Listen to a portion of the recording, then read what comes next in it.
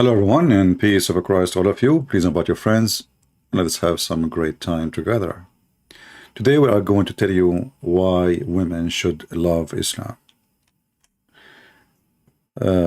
YouTube always send me, suggest to me videos to watch because of what I do, And I found this video is so astonishing. Actually, I felt I want to cry. Man, it's lucky to be a woman and a Muslim in the same time.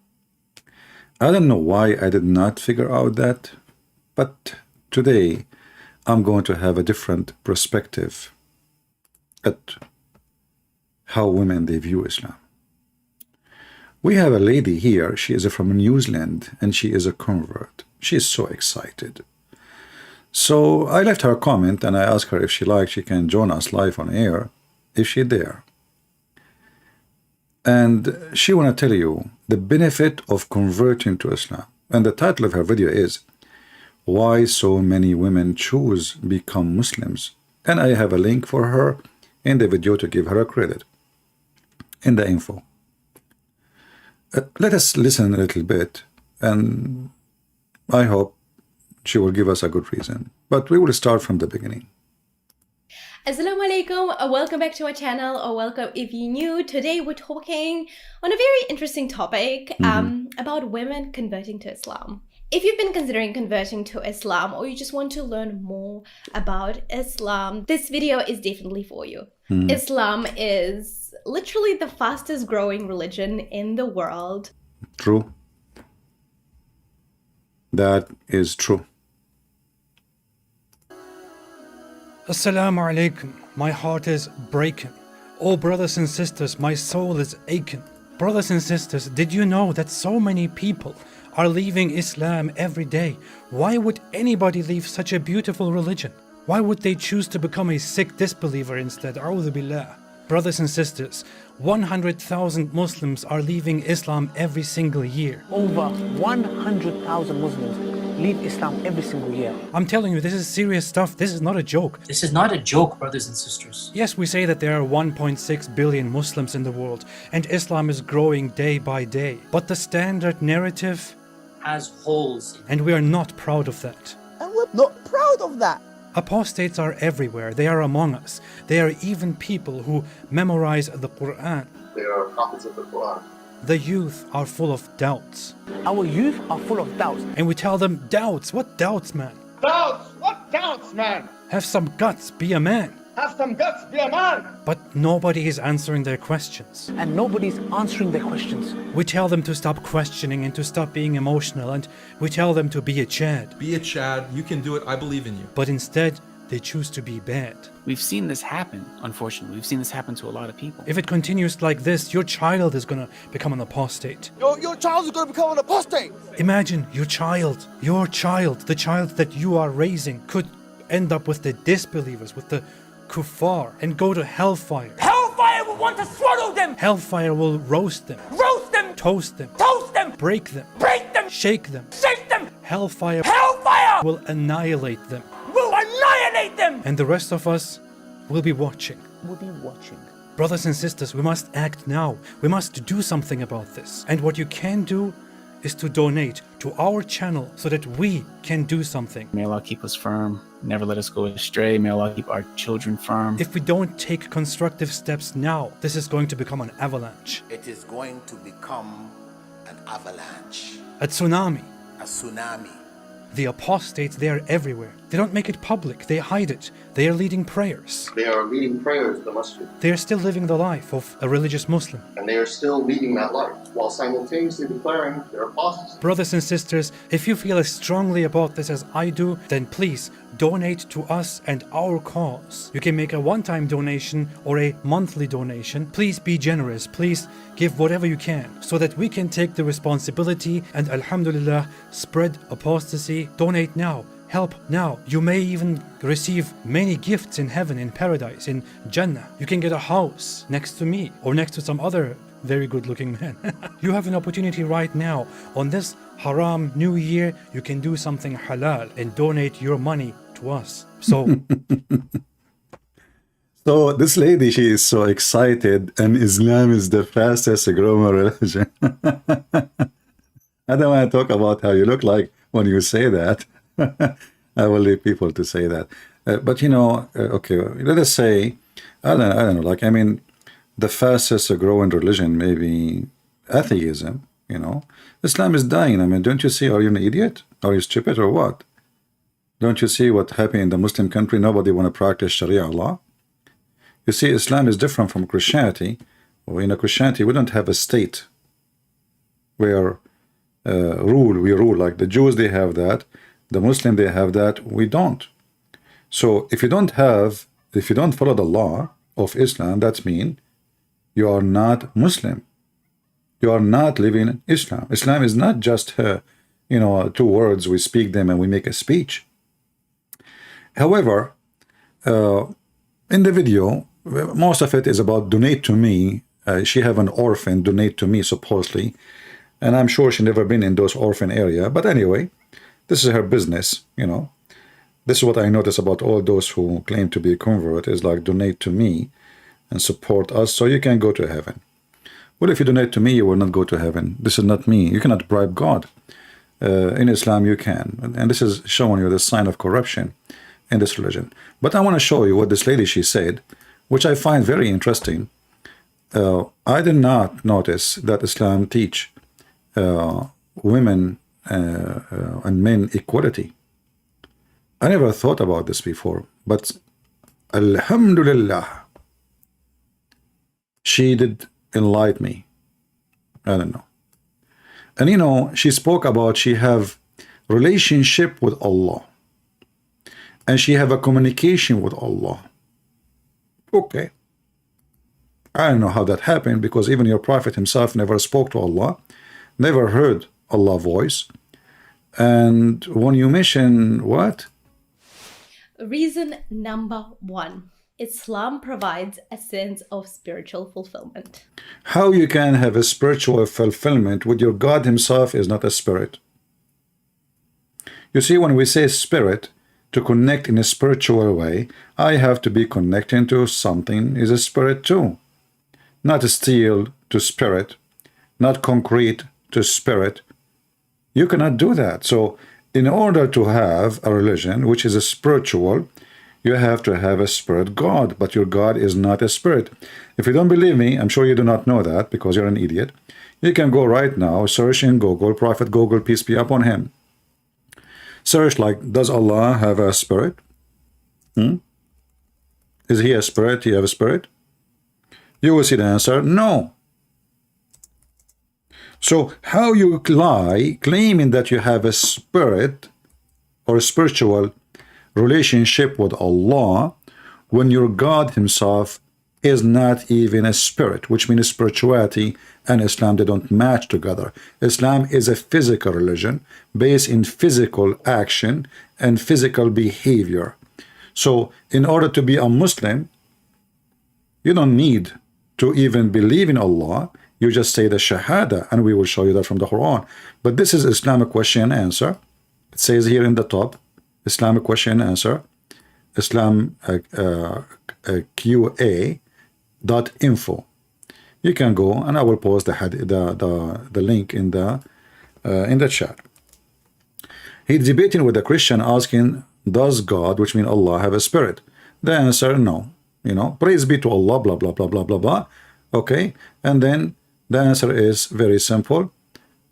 Allah is not a spirit. He have nothing to do with the spirit, and he is not, never was.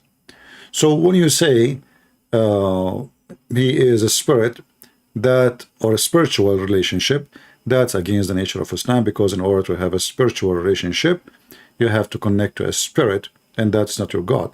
He says here, this is your imams, and those are your scholars, not the blondie girl from New Zealand. The spirit or soul is not one of the attribute of Allah, rather than one of the things have been created by Allah. So you have a spirit, he don't have a spirit. So you lady, you are fooling yourself, lying to yourself, speaking about spiritual. Secondly, how you can have a spiritual relationship with God? He is unknown to you. All what you know about him, that his name is Allah. Even Muslims do not know who is Allah. All what you know is the name. Do you know anything else? Did he even spoke to Muhammad, came to Muhammad, show himself to Muhammad? No. Allah or Allah is a ancient God, exists long before Islam, and even the Quran mentioned that the mushrikeen, who they are pagan, they worship Allah too, and Allah have 3 daughters. So here I wonder, was the mushrikeen who have 3 daughters of Allah, they have a spiritual relationship with Allah too? Weird. And then when after she mentioned that, she jumped to a different topic. She claimed that Islam gave women equality. Let me go. We don't want to play the whole video. You can watch it yourself. It's funny and stupid. You know. What is number 2? Which part number 2? She don't have. Let's see here. Maybe here. I don't know. The right to own and inherit property. Oh, okay. So now she starts talking about women's rights. Okay. Reason number 2. Islam promotes gender equality. Islam? Absolutely. Islam promote gender equality. It sounds like, you know, feminine movement, hippie, you know, Islam promote what? You know what? I think I'm getting old, and I did not hear it correctly. Did I hear what you just said right? Islam promote what? It can't be true. You must be sure from what you are saying.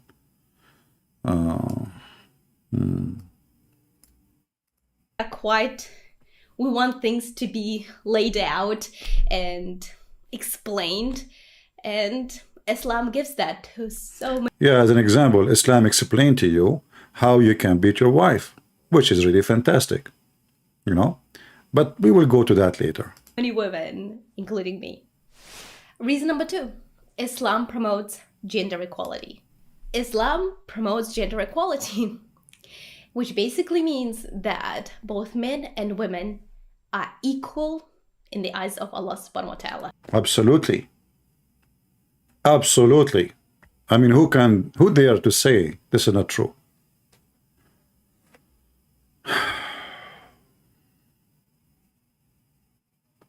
Do we have any Muslim in the chat wanna call us and support what this lady is saying? Is she saying the truth, or this is against what Islam teach? You know what? I'm not going to answer. Let me do this. I will go to YouTube and I will search for Muslims answering this issue. I think this would be a better solution. Because who know Islam better than a Muhammadan? Nobody. As you know. Women and men are equal.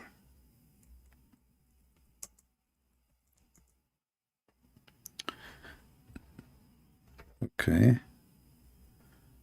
Are men and women are equal in Islam? Okay. I think that will do. I did not watch this video before, but let us see what the Sheikh will say. And the men thinking that this is a prime concept in Islam. Women and men are equal. This is totally un-Islamic. This is totally wrong. What? By the way, I never saw this video before. I just search. Are women and men are equal in Islam? And this is Sheikh Asim al-Hakim. He has 753,000 and he lives in Saudi Arabia. But I have to give you a credit, I'm sure you know more than him. I mean, who is this guy? He's an idiot. There is no way that this Sheikh with his beard, he knew more than you. I mean, look at you. Your knowledge is dripping. Your faith is whipping. Your education is hipping. So in Islam, women and men are equal. That's hot. Look like, lady, you are giving us a new religion we never heard of. Do you think this guy is an idiot? Maybe he's Islamophobic. You know what? I think he's an Islamophobic. And it's funny, she spoke about Islamophobia in the video. But she forgot that the Muslims are forbidding Christians from preaching the gospel. Who is the one who have a phobia? If you have a gospel, they will arrest you. If you celebrate Christmas, they will arrest you. If you establish even a church inside your home, they will kill you. And they speak about phobia. We are the one who have a phobia, not them. Lady, I will get back to you, but I want to see this Islamophobic sheikh, what he is saying about women being equal to men. You know, for some reason his voice is not right. I think because he have no equal internet. A lot of the women and the men thinking that this is a prime concept in Islam. Women and men are equal. This is totally un-Islamic. This is totally wrong. It's not even logical. How can they be equal? In Islam, in the Quran, Allah says clearly, وَلَيْسَ الذَّكَرُ كَالْأُنثَى. And what? The Quran say that? Liar. It doesn't say that, CP. The Quran said, وَلَيْسَ الذَّكَرُ كَالْأُنثَى. But the lady from New Zealand, she said, no, they are equal. You know what? I think this guy, he have a fake Quran. I don't think, I'm sure. There is no way there is such a statement in the Quran. Are you kidding me? Quran say that? Let me get you busted. It doesn't say that. Let us go to the Quran and see if the Quran says that or not. Sure not. Chapter 3, verse number 36. Yes, female is not the same as a male. It turned to be true. But you know what? I know what he is doing. He is taking it out of context. I know you, Sheikh. You are Islamophobia. You think he can fool us, potato? We got you busted. You are taking the verse out of context. a male is not similar to a female. They're different. But nowadays, people who don't have Islamic background, people who have never touched the Quran or finished it. What are you talking about? Are you telling me this woman never touched the Quran? By the way, according to the Quran, if you touch women and shit, you cannot pray or touch the Quran. Just to let you know. In case you do not know. The Quran said, if you come back from al-gha'it, or you touch a woman, you cannot even pray, and for sure you cannot touch the Quran. And I find it very nice of Allah that He put women and shit in the same time, in the same line in the Quran.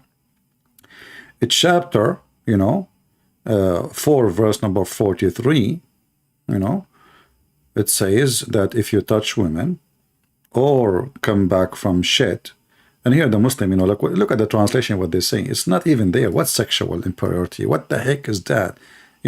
It says actually here, it says janaba. Sorry, this is true. The other verse doesn't say that. And they're here, continue. And if you are in trouble in the road, and if you are, you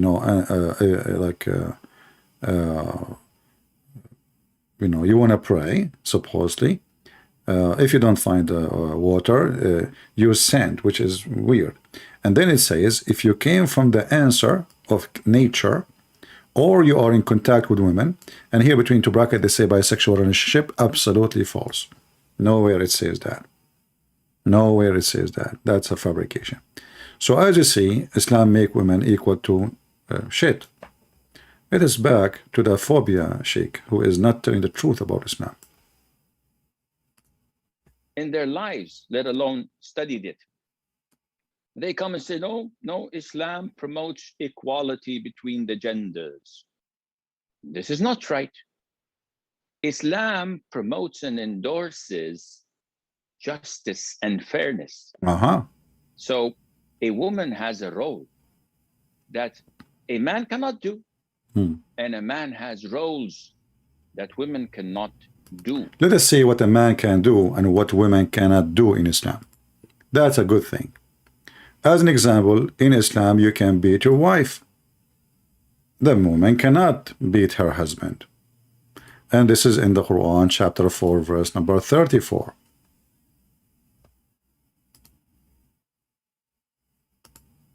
This verse is not telling a man how to hit or beat up his wife.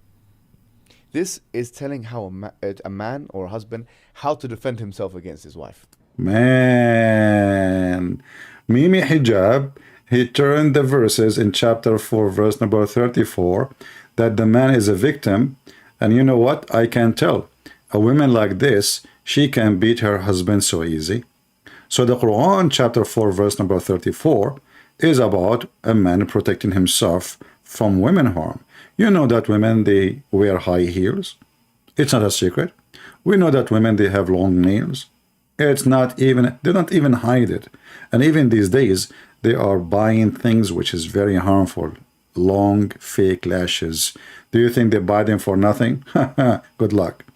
So, Mimi Hijab saying the man is defending himself. Let us go to the Hadith and see what the Hadith says about women. And what is the proof of what he is saying.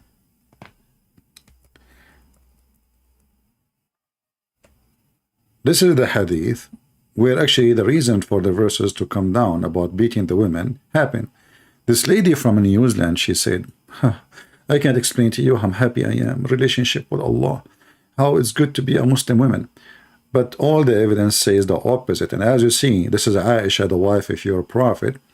She is the first-hand experience of how happy Muslim woman is. Rafa divorced his wife, whereupon Abdul Rahman ibn Zubayr, etc., married her. Aisha, she said, that the lady, one lady, came to her wearing a green veil and complained to her, to Aisha, of her husband and showed her green spots on her skins caused by beating. Now we will see if this guy defending himself from his aggressive wife, as Mimi Hijab, he said. It was the habit of ladies to support each other. How filthy ladies are you? Support each other against the will of Allah? Shame on you. May Allah make you lose your eyelashes. So when Allah Messenger came, Aisha, she said, I have not seen any suffering as much as a believing women. But this lady in her video, she said that women in Islam is perfect. Islam is perfect for women. Aisha, she said that in the time of Muhammad, the most suffering women is not non-Muslim women. No, it is a Muslim women. And what they are talking about, look, her skin is greener than her clothes. Okay, why? Why? What is the reason? You know, because she don't want to sleep with him. As simple as that. She married this guy so she can go to previous husband, because there's a verse in the Quran, disrespect women and make her treat her like a whore. So if a man divorces his wife 3 times, she can't come back to the previous husband unless a new husband, excuse my language, F her, not marry her. Because as you see, this man here, he married her, still she can't go back unless the Prophet explained, unless he F her. If we read together, we will see. This is the 50th verse of the Quran. Treating women as a piece of garbage, as if she is a donkey, as if she's an animal. You know, male, they jump on her. No respect. And the funny, she said, Islam protect women. Is that how you protect women? So now this poor woman, she want to go back to her previous husband because she have kids from him. I'm sure she don't care for the husband. She care for the kids. So, but she cannot come back unless she F a new husband, not only marry him. So what this poor woman, she did, as you see chapter 2, verse number 230, the Quran made a condition that if a man divorces his wife, which means for the 3rd time, she is not lawful for him until she marry a new husband. Here the word married, translation for the word tankah, which means to F, not to marry. That's false, because already he is a husband. So he is a husband, she have to F the new husband. And this is what we see here in the story, that this woman, she married the husband, but she don't want him to have sex with her. And I'm talking about not just sex, I'm talking about the effort, because this is what tankah mean. Excuse my language. So here the woman, she refused to sleep with the man, and then when Muhammad learned the story, he listened to the husband, he listened to the wife. He never asked the man, why you did beat your wife. Never asked the husband even, why you are beating her, man. In fact, Muhammad, he said, no man should be questioned for why he is beating his wife.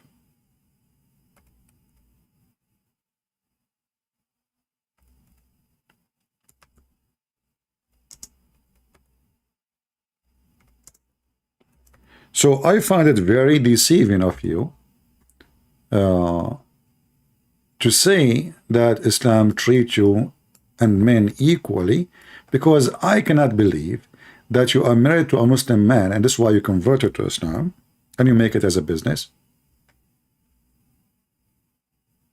You never heard that the man in Islam can beat his wife. You never heard that the man in Islam can have 4 wives. You cannot have 4 husbands. How you are equal if he can have 4 wives and you cannot have? Can you have 4 men? If you can have 4 men, then that's equality. Can you beat the man the same as he can beat you? Chapter 4 verse 34. Then if you can, okay, that's mean you are equal. Do you even inherit? She mentioned in the video that a Muslim woman, she inherit. In the Quran, a woman, she inherit half of the man, not equal. But look what Muhammad said. Umar reported, and this is the caliphate of Allah, and the Muslim, they claim he is so just man. A man, the Prophet saying, a man will not be asked about why he beat his wife. So Muslim women, they are enjoying the equal gender. And who is teaching that? A blonde woman from New Zealand, married to a Muslim man. Just wait until he go to the Middle East and he get a brand new wife. She is in the age of your daughter.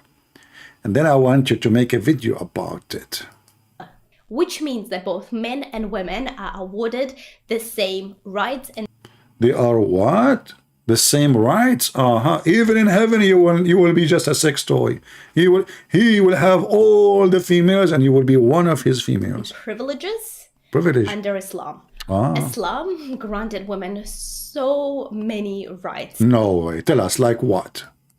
That were not afforded to women of other faiths and other... No way. Man, Islam did beat Christianity. Like in Christianity, you know, Jesus, he spoke about the husband.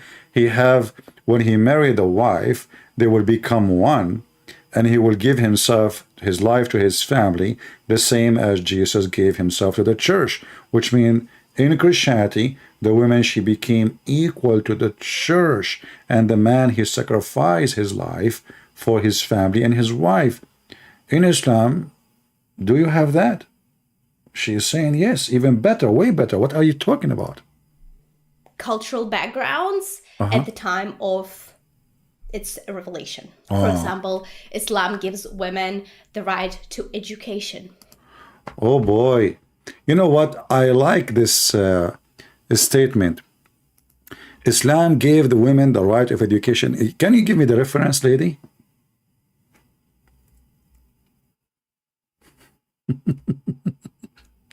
You know, when those people, they say things, okay, you will not find one person in the text underneath saying, okay, sister, can you show us where in Islam it says women, they have right to education? It's just a question, you know. When you say Islam, it means it is in the text of Islam, it's in the teaching of Muhammad. Where we can find that?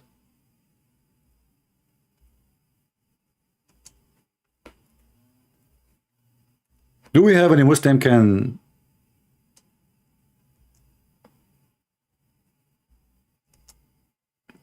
affirm or help what she is saying? As I know, it is the opposite.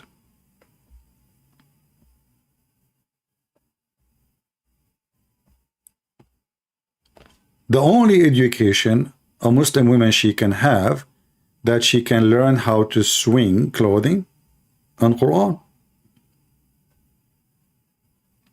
And not only that, Aisha, she said, don't teach them even how to write and read.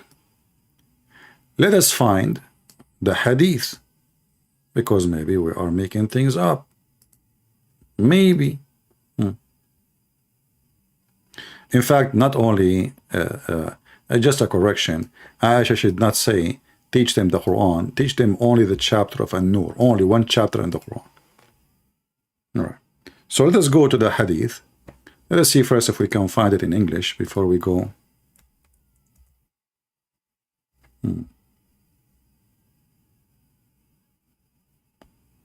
All right, maybe not here.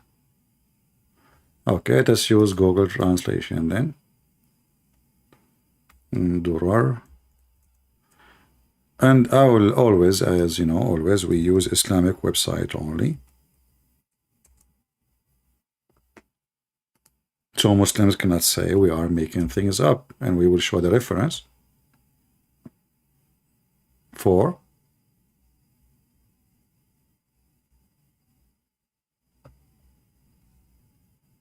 the hadith. And I know Muslim will say to you, it's not sahih, it is da'if, it is blah blah blah blah. Okay, you know, you can say whatever you want, but we knew that Taliban, they closed a school. The first thing they did when they took over the government, they closed schools. Why? Because this is what the wife of the Prophet said, that the Prophet said that don't teach them how to write, how to read. Don't teach them how to write, how to read. Don't make them live in rooms, and don't teach them to write. Just teach them how to swing. And this is the reference in front of you.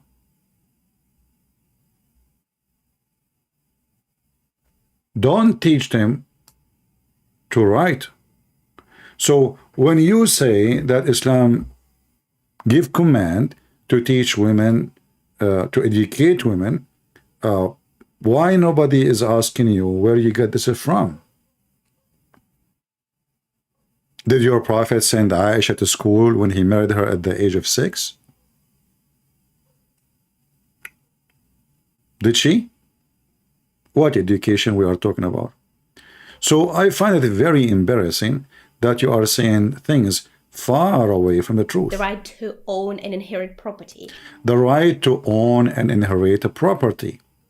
Well, you see, Muslim women, she have the right to inherit property. Yeah, I just heard about this guy Hakimi, who his wife divorced him and she is a Muslim, to avoid his wife to take 50% of his income, because this is what the Christians gave the wife. He put it in the name of his mother. But let us see how Islam gives you the right to inherit. According to the Quran, a woman, she inherit half of the man. But remember, she said, not me, that women and men are equal. So then we should have equal inheritance. Correct? So let us go to the verses in the Quran.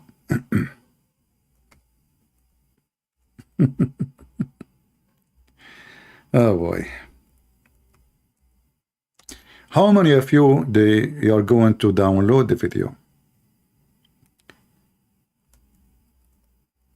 You know, before I ask about how many of you will make a short video about Lady Dawah will debunking Christianity in half minute, there's only 2 people make a video. We have 100,000 here, 200,000 in the other account, I don't know how many, and only 2 people make a short video. This is telling you how much people care. But anyway, I do my part. And if you don't do yours, one day you will have your daughter like this. She's been fooled by somebody just because she is looking for a husband. And she will marry him. And then he will use her to promote Islam. In Islam, let us see.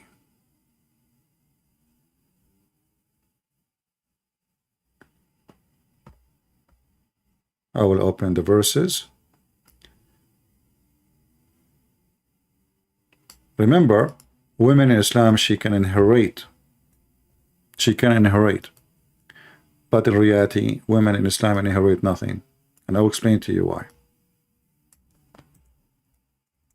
Because when you are a woman, you are a mother. And if you are a mother, you take 1 to 8 of the inheritance.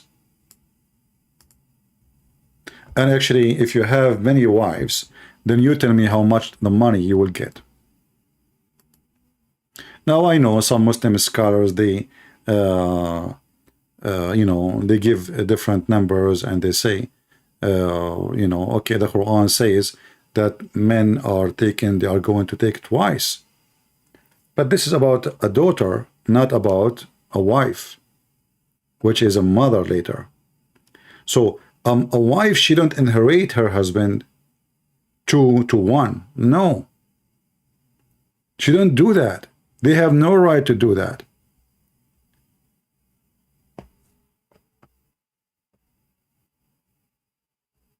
There is a different verse in the Quran. It says the 1 to 6 of the inheritance will go to the mother. But this is only if there is certain conditions, because his father will inherit. His sons will inherit.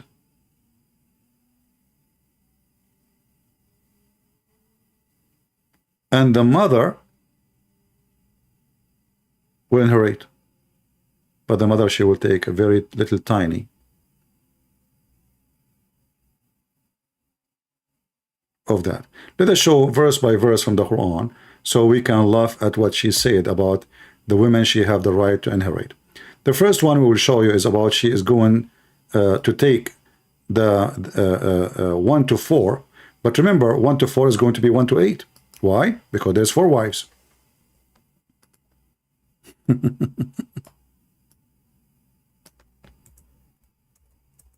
Because now the 1 to 4 will be divided into 4 women. Now, in some scenario, there's only 1 wife. In this case, she will take 1 to 4.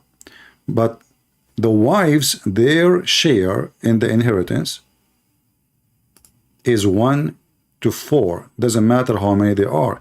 If they are 3, the 1 to 4 will divide it into 3.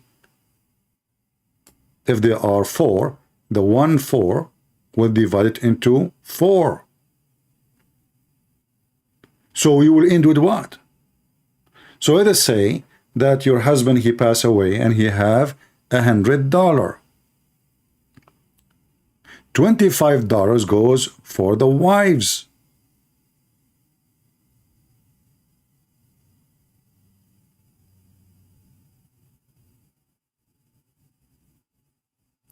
If they don't have children, you will take the half, if you see in the verse here. That means the 4 wives will have, they will not inherit the man. They will have only the half, the 4 wives. So now the half will be divided to 4.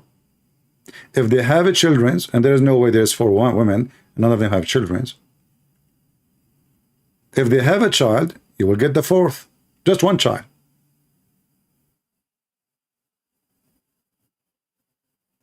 From any of them. So when this woman, she speak about the women and men are equal, where is the equality?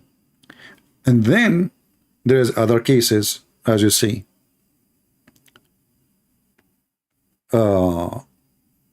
You can read the rest. It's very funny and very fun. You know, like you will end at the end with like 1 to 6.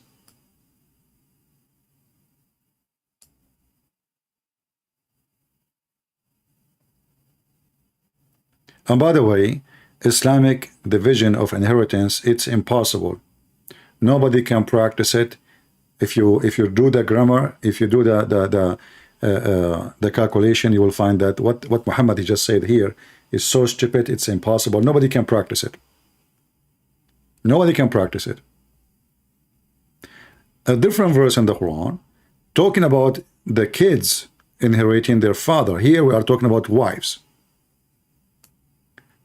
In the chapter 4, verse number 11, if we go just to the verse before it, it says that a male inherit twice as the female.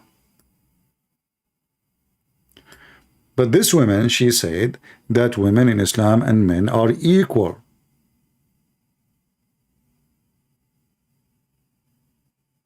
Not to forget to mention that the woman who is the one who needs support when the parents die, especially in an Islamic society where women opportunity is very limited. The man, he can jump in the street, whatever he do, he make money. But this woman, what she would do? She can't even move with the veil she is wearing. So what we do, we give it twice more to the male, and we give the female half of the male. So, which means if there is many boys in the family, the females get nothing at the end.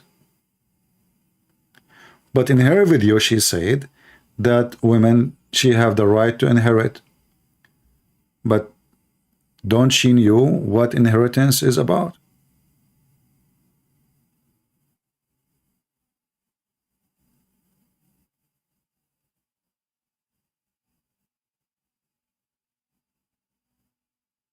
And the same mentioned in many verses in the Quran, like the same chapter. I mean, the Quran is a stupid book. You will find the same thing repeat all over, but none of them make sense, and none of them is even possible to divide. If there is only a daughter, two or more, look at the translation. Let us read together so we can laugh.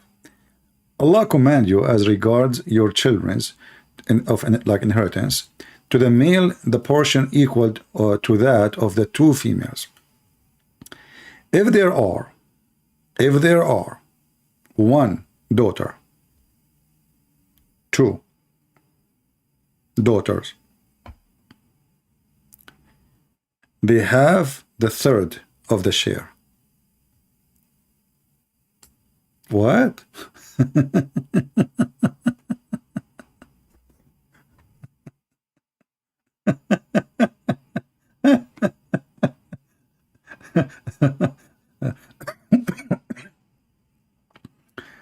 Listen. So now the man, he don't even have boys. You see, the boys are favored by Allah. The boy, he will inherit the big cheese. But now the guy, he don't even have a boy. He don't have a son. He have daughters. Okay. But what if the one of them, they are females, the daughters, you know? Here you will see in the translation, it says, if there is one, the verse, by the way, never say the one, like only daughter. It says if there is like more than two, right away, jump into more than two. They will take the third of what he left, which means if he have 10 daughters, 20 daughters.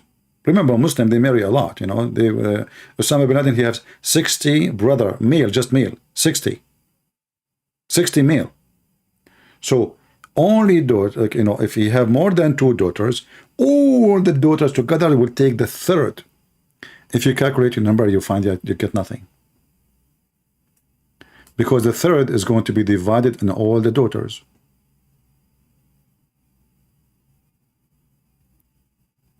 The 2/3 of the inheritance, if only one, go to the parents. The 6th of the share of the inheritance,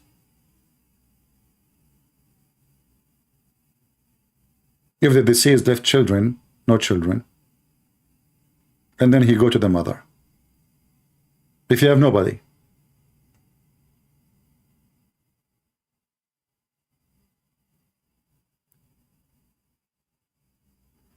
if you have a mother, this person, his mother, she will take the 6, 1 to 6. The mother of the guy, not the wife. The parents.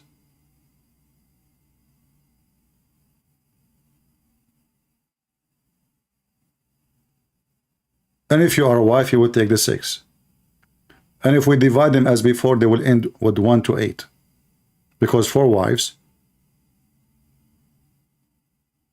If it's 1-4, with 4 wives will be 1-8.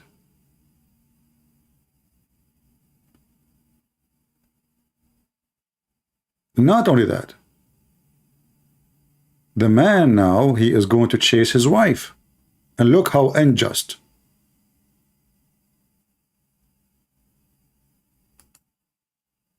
If your wife, she die, you take the half.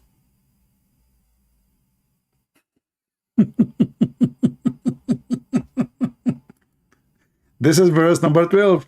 So how come if the husband, he died, the women shouldn't take the half? Are you with me, guys? Do you see do you see how the unjust work?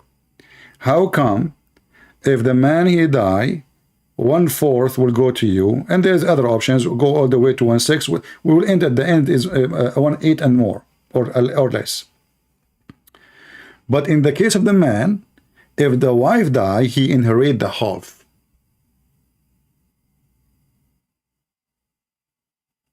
How come the wife, if the man, he die and he don't have kids, they don't take it exactly the same? Actually, if you go back, he is saying that. Let's go back a little bit, but just to show you how stupid it is.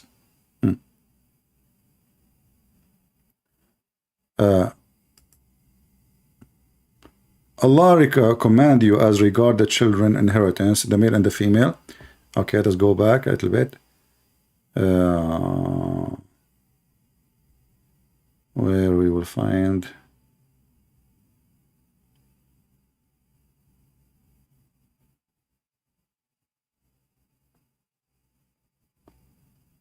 which verse? I forgot. I think 167 maybe. Let's see.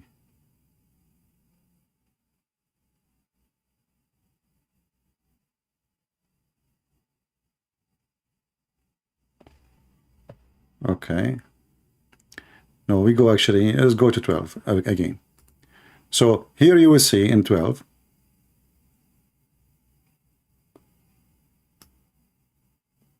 in that which your wife leave, your share is a half if they have no children. But if they have a children, you get the 4th. But remember, the woman, she cannot marry 4 husbands. So the 4th here is a real 4th. In the case of the husband, the wife, there is 4 wives. So the 4th is 8. Because the 4th is going to be divided twice. And that will make them 8. So she will take 1-8 instead of 1-4. So why the man, he will get 1-4? If they have no children, you take all their money, half of it.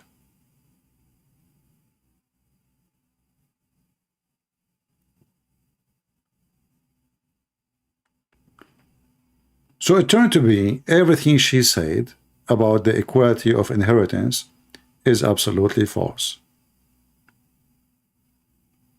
Do we have any Muslim have an objection? So if we say the wife, she dies, she have $100, we will use the same number, $100. The husband will take half if she have no children. He will take 4th if she have a children, and that will be $25. But if the husband die, the wives will take 1-4 if there's, you know, as the verse explained, and then 1-4 will be for every wife, right? But not every wife will have to 1-4, because that means the wives will take 100%. No, 1/4 from the wife's side. So if it's wife, 2, 3, 4, all of them, they will share that 1/4 of the inheritance. So if it's 100, that will mean 1/4 is 25. Then we have to divide the 25 into 4 women. So you end with what? $6, $5, $4. So it turned to be that everything this woman, she said, is absolutely false. There's no women in the equality in any way, any mean. the right to keep her own last name, the right to divorce and custody of the children. Okay, the women, she have the right of divorce and custody. That's absolutely false. A woman, she can divorce only if she requested that in the contract, because remember, Islam believe in contract, sex contract. So if you put condition and the man, he give his right of divorce, this is his right, not your right. This is not his right to give to you normally, unless he voluntarily, he say, okay, you know what, I give you the right to divorce me.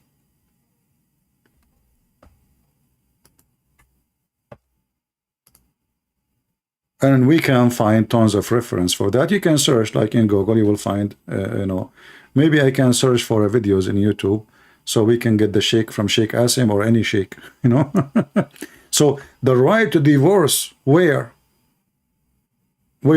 As you see, this woman, she is trying to get divorced from her husband. Her husband is beating her, and he will not let her go. And Muhammad, he said to her, if this is your intention, you want to go back to your previous husband, you should know that you cannot get back to your husband unless this man, he tastes your orgasm and you taste his orgasm. So this woman, she is being beaten simply because the husband, he want to rape her. She don't want to sleep with him. And this is the reference in front of you. Read carefully what Muhammad, he said to her.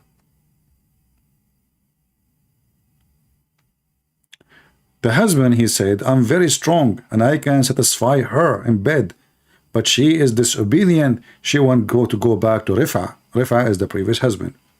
Allah Messenger said to her, if this is your intention, then know that it is unlawful for you to remarry Rifa unless Abdul Rahman, he F you.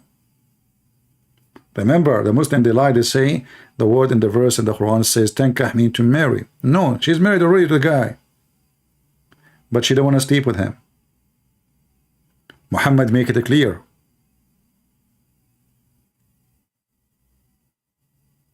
You can't get out. And Muhammad made it clear that the man have the right to beat you because you are not taking off your panties. But this woman, she is saying to you that a Muslim woman, she have many rights. Like what? Like to be beaten. Like to be raped. Shouldn't Muhammad say, okay, you know what, the woman, she don't want you, let her go, man. She don't want you. Okay, she want to go to previous husband? She's not allowing you to sleep with her? Shouldn't he say to him, you know, why you want to take a woman against her will? As you see, this woman, she is saying that Muslim women, they have the rights. Do you have the right to say no to the husband in the bed? No. He will beat you. And he will beat you until your skin is greener. The Muslim, they lie, they say, oh, you know, Muslims, we beat them with miswak. Miswak is a very long root. The funny is, the Muhammadan, when they lie to people, like especially Western, they say the Prophet, he taught us to beat them with the miswak. Do you know how small the miswak is? A toothbrush. That is a lie. The miswak is a tree.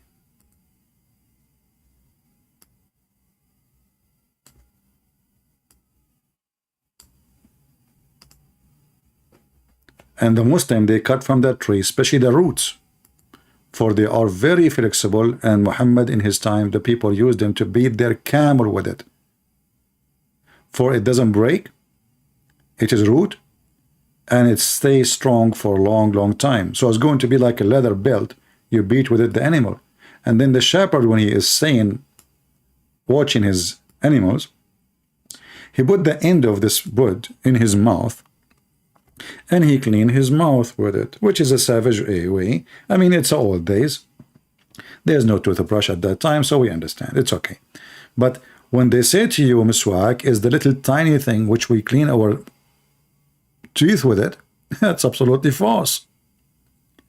You see this piece you see now, those are, after they cut them, you can see the cut. They are really long, and if you beat you with it, it's extremely harmful. So this woman, she was lying to everybody about women's rights. Do we have any Muhammadan would like to call us and tell us why Muslim women, who they are convert, they are lying about Islam? Why they lie? I will tell you why. She is trying to make the husband who took over her happy. Most of women who convert to Islam, I don't want to be rude, but based on what I saw, they are women who they are neglected in their society. No men want to marry them for a reason or other. I'm not going to judge you because of your look, no, but it's reality. Like in USA, I saw a woman, she is 65 years old. The husband was not even 19. He's from Morocco. Well, he want to get a green card. He go in the chat, he said to her, honey, I love you. I'm crazy about you. This 65 years old, she will never dream to have a husband. He is 19 or 18 years old. He loved her. And this is what Muhammad did with Khadija. He married her because she is so rich. And as long you are talking about marriage and women's right, in the video which showed you, you have a little child there. She is not even maybe 5 years, 6 years old. Well, this is the age of Aisha. And you are talking about women's rights. So is it women's rights, or where is the children's rights? So not only you don't have right as a woman, you are nothing but an abused human. Even children's, they are abused and they are raped. This is Aisha saying from her own mouth that the Prophet married her at the age of 6, and he have full intercourse, which means from 6 to 9 he was molesting her by putting his private part between her legs. At the age of 9 he have full intercourse. Not only that, the hadith shows that the mother of Aisha, she was feeding her daughter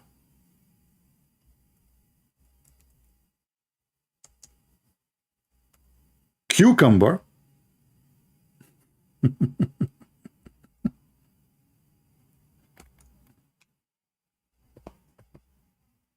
and date so she can grow fast, because so she is so tiny and so small.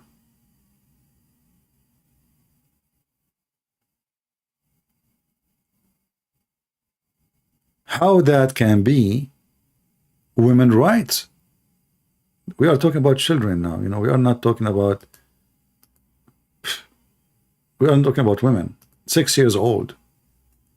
So what we do, we start feeding them like a cow so she can get fat, and we let her sleep in the bed with Muhammad.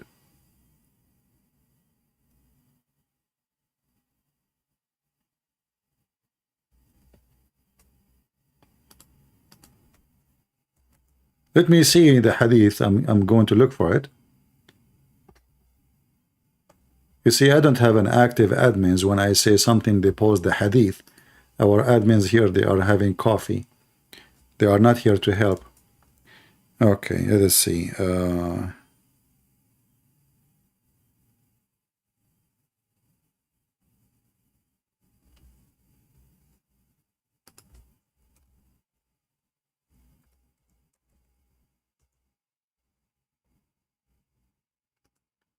Let us find it. We are typing.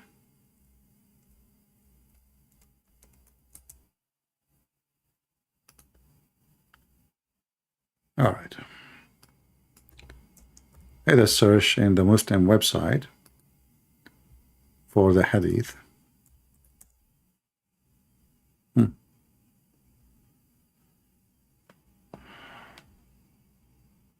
Where we can find the hadith.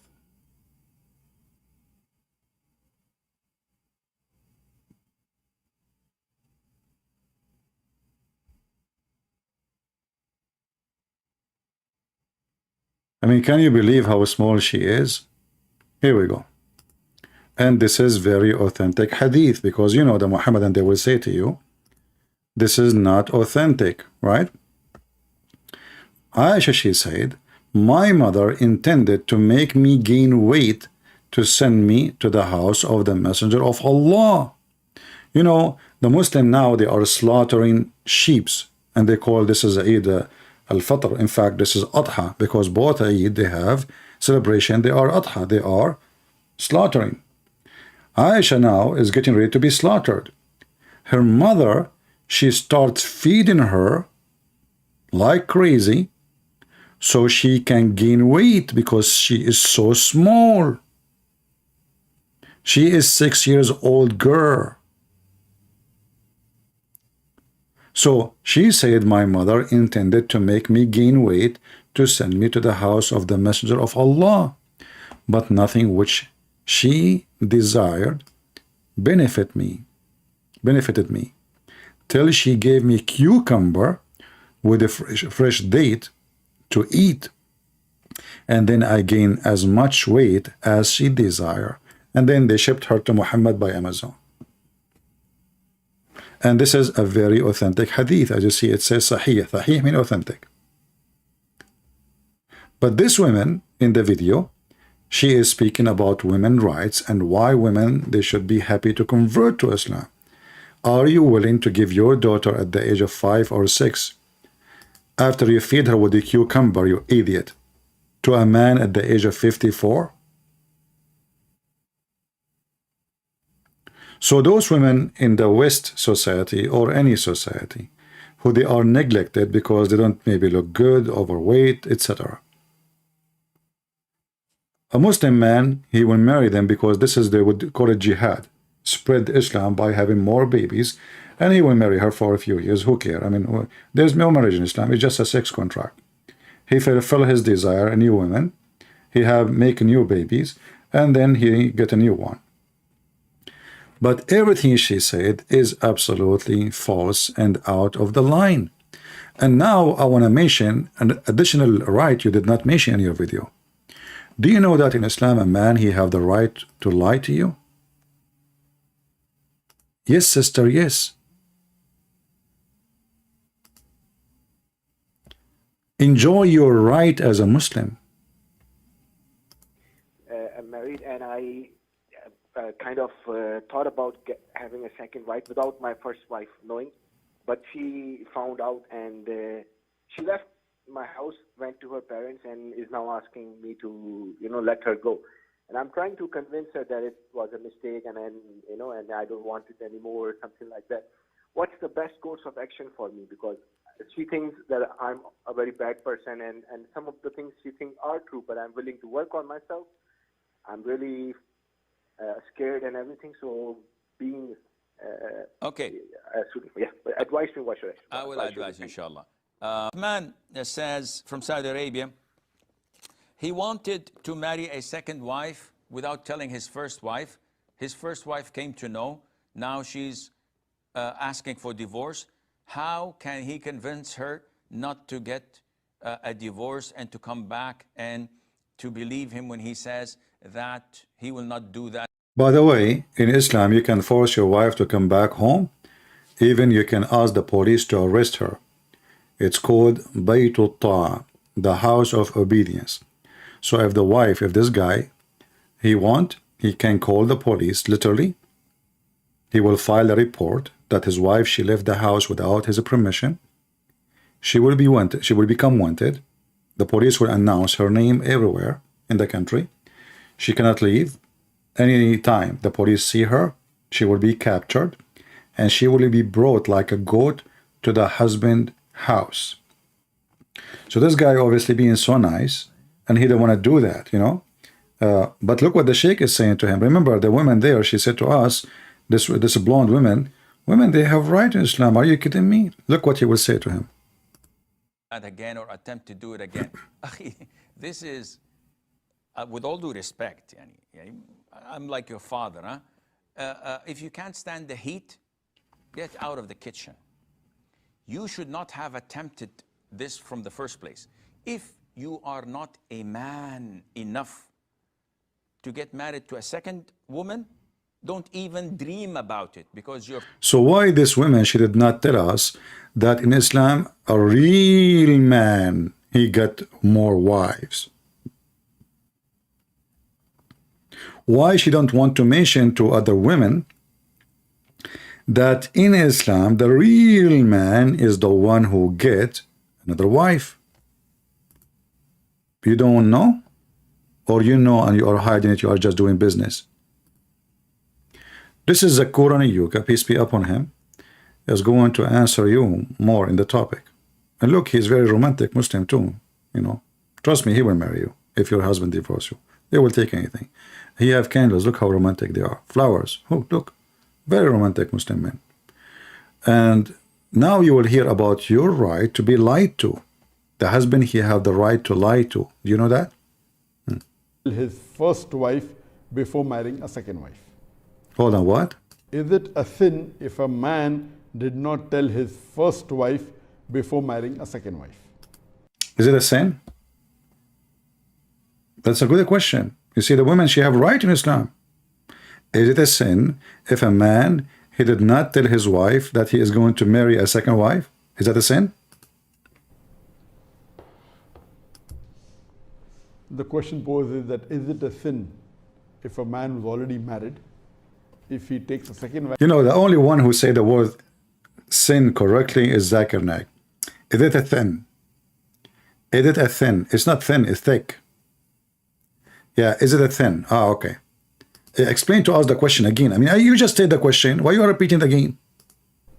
The question posed is that is it a sin if a man was already married, if he takes a second wife? Is it a sin if he does not tell his first wife? Allah subhanahu wa ta'ala mentioned in the glorious Quran. No way. Allah, he mentioned what? In the Quran, what he mentioned? In Surah Nisa, chapter number 4, verse number 3. Ah, here we see the women right. Let us see the women right. Marry a woman of your choice in twos, threes, or fours. But start with twos, not one. The Quran mentioned that. Twos, twos, twos. Don't break the fuse. But if you can't do justice, marry only one. Well, if you can do justice. And now this woman, she says, see, it says justice. Justice in what? Feeding you? Well, those who own cats and dogs, they put food for all the cats so they eat. They don't feed one cat and don't feed the other cat. What is justice? What justice mean? And we will go to justice. You will see Muhammad, he was not justice to his wives. The wives of Muhammad, they sent daughter Fatima to Muhammad asking him to be just with his wives. All the gifts go to Aisha. And then Muhammad, he said, oh, Aisha is like a tharid for me. It's a favorite dish. It's like rice for me compared to other food. Muhammad, he compared women as dishes, and Aisha, she is favorite dish. So where is the justice? In fact, the Quran says clearly, you cannot be justice with women. The same chapter, in the chapter of Nisa. Oh, I'm typing in English again. And this is showing you the contradiction, because the Quran make it clear. In the same chapter, read with me and see the stupidity of this Quran. Chapter 4, verse number 3, it says, marry only one if you cannot be unjust. Chapter 4, verse 129, it says, you will never be just. And the Muslim, they add the word perfect justice. That's false. Nowhere it says perfect. Where is the word perfect coming from? وَلَن تَسْتَطِيعُوا أَن تَعْدِلُوا. Change the translator, you will see the word perfect is gone. Perfect? Well, I thought the only one can be perfect is God. There's anyone can be perfect judge beside God, Abdul? Here we go. And you will not be able to be equitable between your wives. The same chapter. So the Quran says if you cannot be just, equitable, marry only one. Okay. Okay. That's good. So the condition is there. I will feed them equally. I will give them clothes equally. Even I will put it there equally. I'm going to count how many times. Equally. But the Quran confirms you cannot do it equally. So how we can do it, yet we cannot do it? And the Quran says, if this is book made by other than Allah, you will find in it a lot of contradiction. Now we go to Mr. Zakir Naik, who is answering about if it's thin to have a new wife without training the previous wife. Is it a thin? We will find out in a second. Choice in 2s, 3s or 4s, but if you can't do justice, marry only one. So Allah gives the permission for a Muslim man to marry 2, 3 or 4 women, but if they can't do justice, marry only one. So in Islam, it is permitted to marry up to maximum 4 wives. But if you know, like I'm glad Muhammad, he put a limit for the Muslims, but he did not put a limit for himself because he's a decent man. Muhammad have unlimited number. Open. Any woman she can offer herself, Muhammad is ready. But Muhammad, he put a limit for, this is telling you how cult leaders work. They have always a privilege. There are 6 privilege and money privilege. The 5th of the booty, the best of the booty, unlimited numbers of wives. The Muslims didn't have any of this. They have only limited 4. However, they can divorce 4 every day. I'm sure all women, they love to have a husband. He marries 2nd wife, 3rd wife, 4th wife, tons of kids in the street, and then he cannot feed them. And then he will, you know, we will join ISIS. Yeah, I mean, life is fun if you marry a Muslim. And then if you complain, he can beat you. He can jail you. The Quran in chapter 4, verse number 34, it says, وَهْجُرُوهُنَّ فِي الْمَضَاجِعِ. Jail them in their rooms. Not only beat them, jail them in their rooms. Continue, Zakir Naik. If you can't do justice between your wives, then Allah says marry only one. So based on this, it is not required for a married man to take the permission of his wife before marrying a 2nd woman. Neither is he obliged or neither is it compulsory for him to inform. What are you talking about, man? You better go learn Islam from this blondie woman. You know? She's going to go to the gym soon, and there she will learn more about Islam, the Islamic gym. What? You don't even need to tell the wife that you will have a new wife? No need. It's not even... just do it. Who cares about her? She is just a piece of... Zakir Naik, are you sure? You know, for me, I have a feeling that this female lady, she knew better about Islam from Zakir Naik. For sure.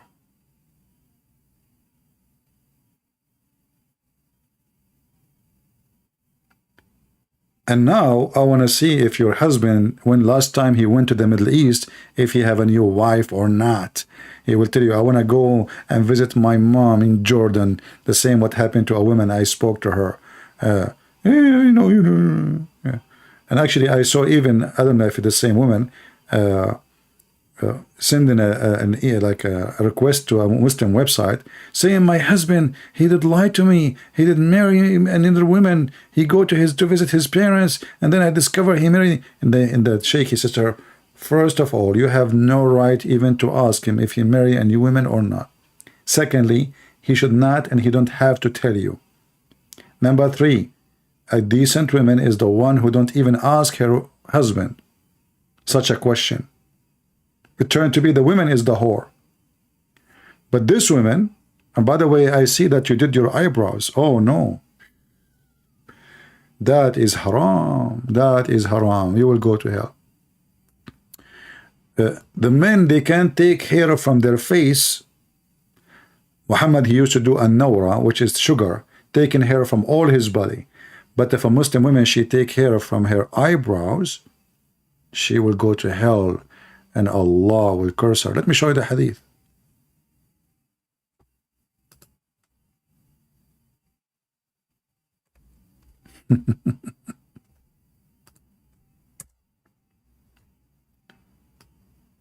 You are a bad Muslim woman. Shame on you. Allah, Muhammad said, Allah curse those women who practice tattooing, and those women who have themselves tattooed, and those women who remove hair from their eyebrows. What? If you remove hair from your eyebrows, Allah will curse you? This God, He is not cursing people who have sex with Aisha at the age of 6, but He curses women because they take hair from their eyebrows.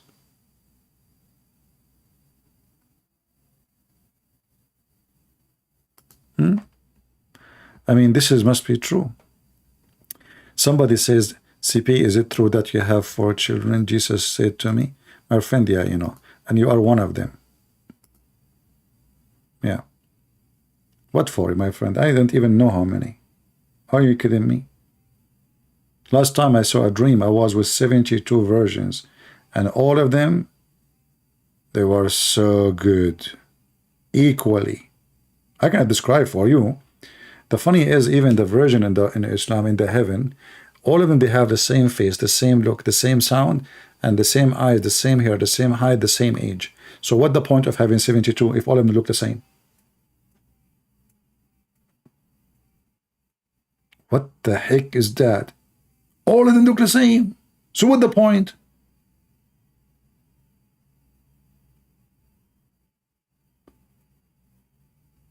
But anyway, I mean, this woman, she did not know. May Allah forgive her.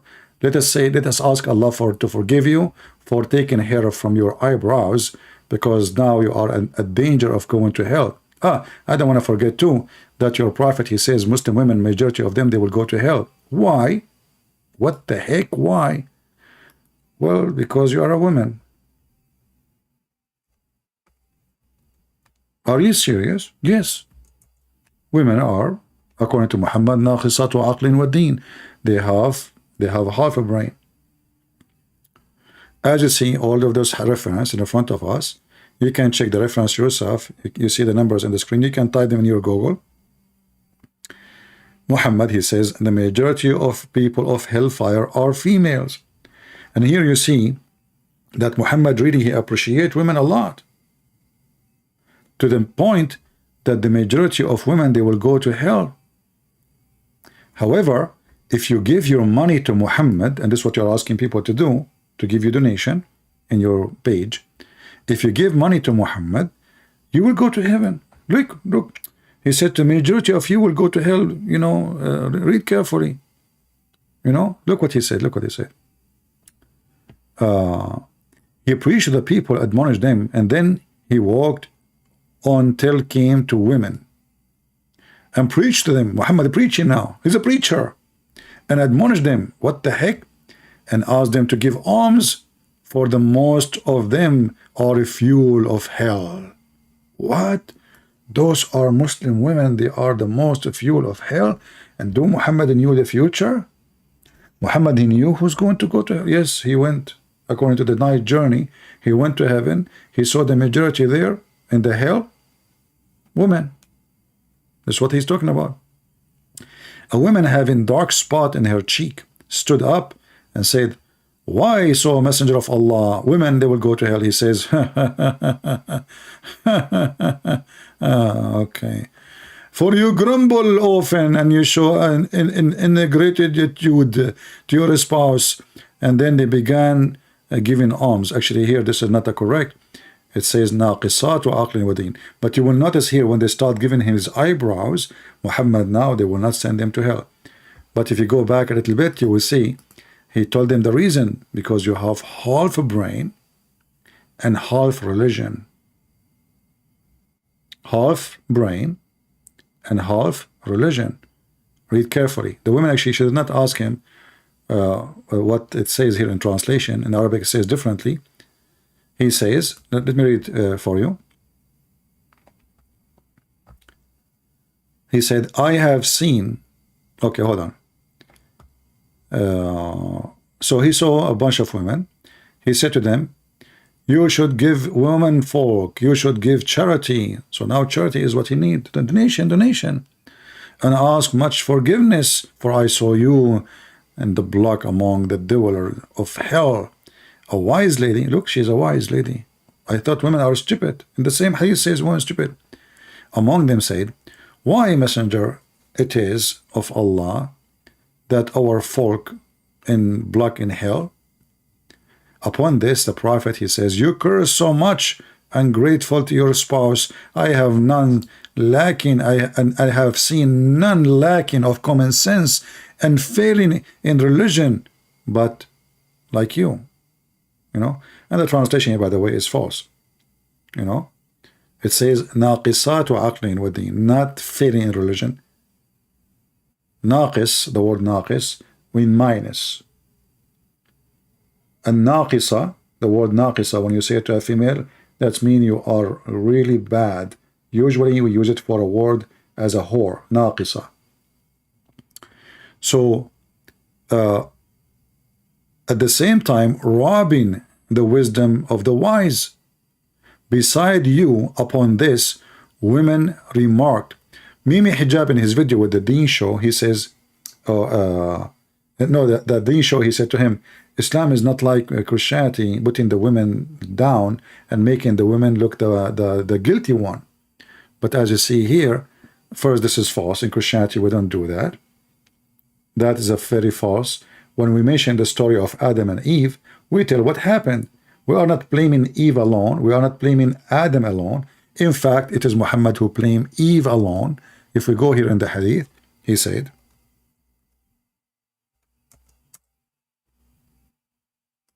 and this is not me saying that, this is Sahih al-Bukhari. The Prophet said, if not for Bani Israel, which means the Jews, meat would not decay. They blame the Jews for anything. And where it's not for Eve, no woman ever betray her husband. So who is the one blaming the women for all sin in the world? Muhammad. Remember, the Messiah himself is born through a woman. So if every woman is bad, as Islam teach, then there's no way the Messiah himself chosen to be born of a woman. Her name is Mary.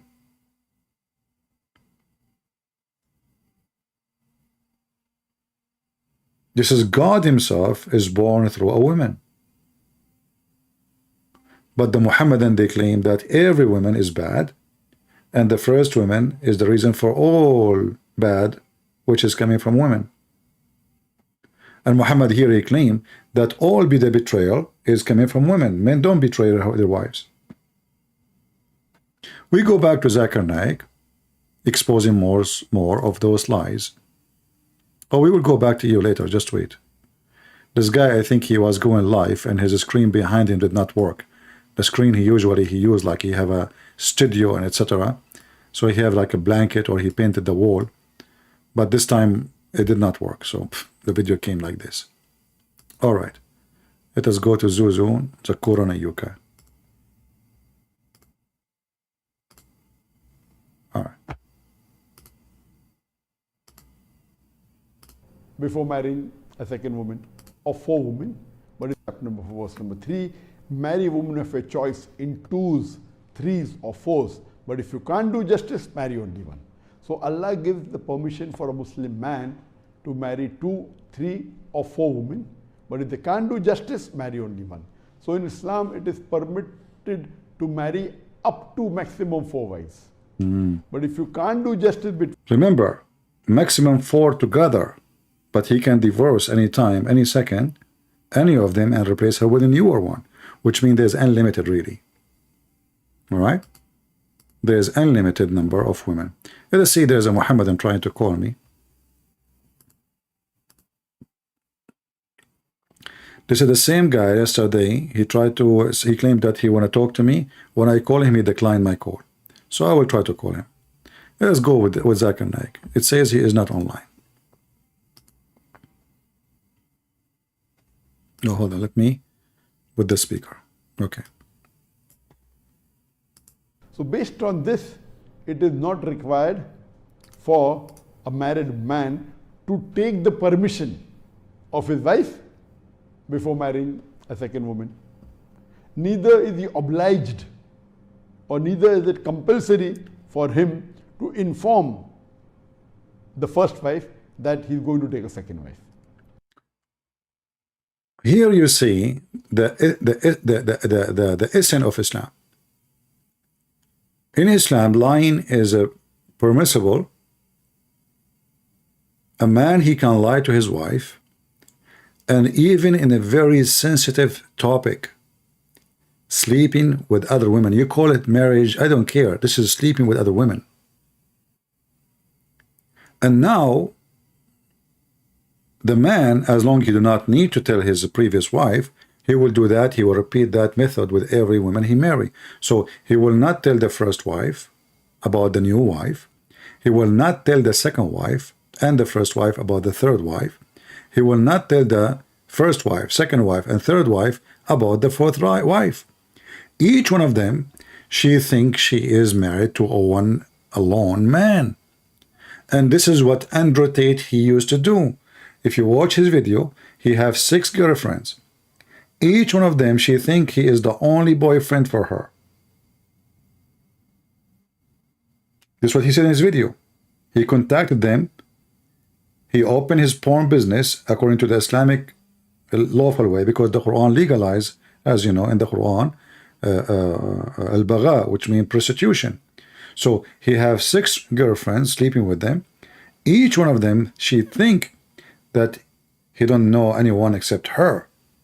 She think he will marry her. So now the Muslim, they practice that legally, officially, but this time with 4, not 6. However, you can do it with 6. How? You can date 2 other women, preparing yourself to divorce and have vacancies. Which mean, let us say I have 4 wives and I lie to all of them, claiming to be I'm marrying only one, which means whatever one of them, I say to her, I married you only. I can be in relationship with other 2, 3 women, preparing myself to have a new woman to replace a woman I'm planning to divorce. I send her a text message, you are divorced, bingo. And as you know, she will take nothing except what is in the contract. As an example, when the Mohammedan, they get married, they write a 6 contract, which says, if you divorce me, when you divorce me, you have, you pay me before, down payment, and there's a last payment. So down payment, let's say $1,000. If one day you divorce me, you have to pay $100,000, or maybe $10,000, and maybe 5. The man usually try to manipulate the wife to make it low, so he can have his freedom. Some women, they think they are being smart, so they say 100 million according to Islamic Sharia law does not accept it, will be rejected. The contract is invalid because she is asking for something to hold him from divorcing her. So it have to be reasonable, like something accepted. So let us say she make it so expensive. I have actually I know a Bedouin man. His name is Muhammad. He's a nice guy actually. One day, I said to him, I did not see you for a while. Where you been? He said, man, my dad, he did something crazy. I said, what? He said, imagine after 30 years married to my mom, he dumped her. 30 years. I said, well, you know what you can do. I mean, divorce can happen everywhere, not necessarily with Muslims. Even Christians, they can, many Christians who are not following God, they jump to divorce because marriage has lost the value for many people. But then he explained to me what is the problem. He said, not only he married many women, but in the contract when he married her, 30-something years ago, she put like 10,000 pounds or guinea in the contract. But at that time, it was like equal to $1 million. Now they don't even buy a TV. So after 30 years serving this man, she get out with the money equal to buy a TV, and now she is a very old woman. And this is exactly what Muhammad he did with Sauda. When Sauda, she become old, Sauda, the wife of Muhammad, whom Muhammad he sent her husband to die in war, so he can have her. And now the Muslim, they would say, no, this is not what happened. Her husband died, so he married her. He died fighting for him. The same verse in the Quran, chapter 4, verse number 34, where it says that if a woman, she practiced nushud, beat them. The same word used in the Quran about if a man, he have a nushud, what the woman she can do? She better come to an agreement with him.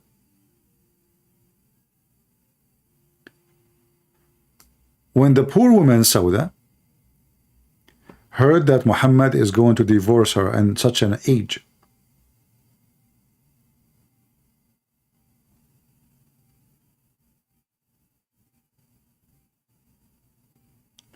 according to Al-Qurtubi, the reason Muhammad he want to divorce her because she become a damima, she is very ugly.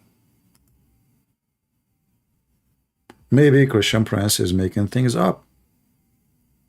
I can show it to you from Al-Qurtubi, Al-Tabari, etc. But actually, let me show you. Hold on, give me a second. As long as we mention it, we better show it. This is Tafsir Al-Tabari. We can show it from Al-Qurtubi or any Tafsir. This is the good Muhammad, the best example of men. Chapter 4, verse number 124. The book of At-Tabari, interpretation of the Quran, page number, as you see, 99. Here it says, speaking about the case, how that can happen, what is the reason? A man, he don't want his wife no more, you know? He said, well, a man, he might don't like his wife because she becomes so ugly. She is so old. Or even maybe she have a bad behavior. Or maybe she is poor. And she don't want to leave. Because if she left, she is poor.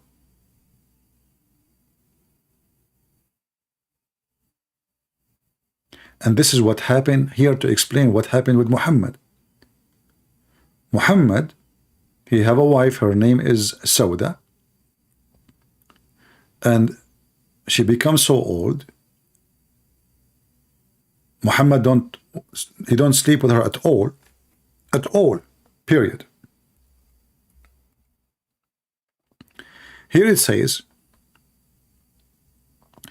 reported from Ibn Abbas that Sauda, she was afraid that he would divorce her because he's not coming to her no more. She said, please don't divorce me. And then what she did, she asked Aisha, who is the favorite dish to Muhammad, who liked to F her more than any other female,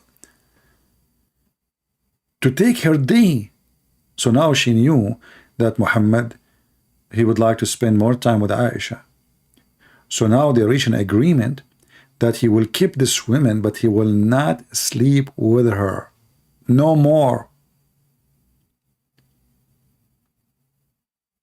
And this is what it says here in front of us. She gave her day to Aisha. Just keep me. This is how good Muhammad is. Instead of saying, you know what, this woman, she's old, where she will go? And not only that, a wife of Muhammad, she cannot remarry, which means she cannot even find a husband. So he stripped them even from the right to remarry again. If you go in the Hadith, actually let us show you here.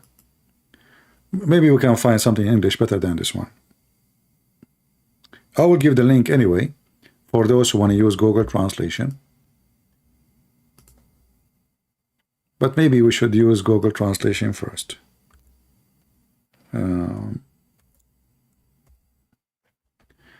Okay, let's do that first, to show you where it says that she is ugly. You go to number in the page where it says 10575, and then you count in Arabic here, you will count those, and then you will see where I highlighted. You know, she is ugly, she is old, she have a bad behavior, or maybe because she is poor. Let us use Google Translation. Remember 10575.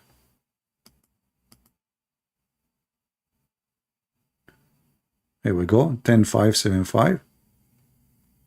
From. Okay.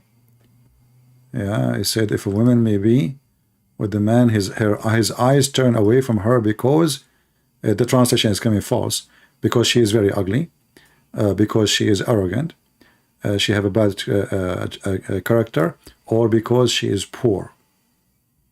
You know, and usually, by the way, the word poor here isn't about she don't have money necessarily. It can be she don't do belly dancing for him. She don't have a good skills in bed. You know, so in this case, the man, he would love to divorce his wife. But in the case of Muhammad, Aisha, she jumped to take advantage of this. And let me post the link for you. And she forced Aisha. Aisha, she forced Muhammad because she have too much control of him sexually. He liked little children. His favorite sex toy.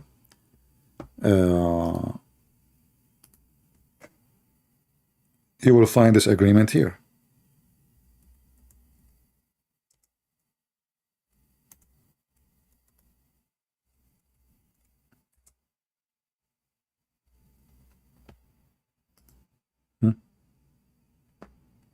Do you see it? It says even when she become old with no shame. What is the guilt of this woman? In different hadith, actually, it says she become old and heavy and slow. Old and heavy and slow. Muhammad wanna dump her. For that reason. She is old. She is not pretty no more. Read it.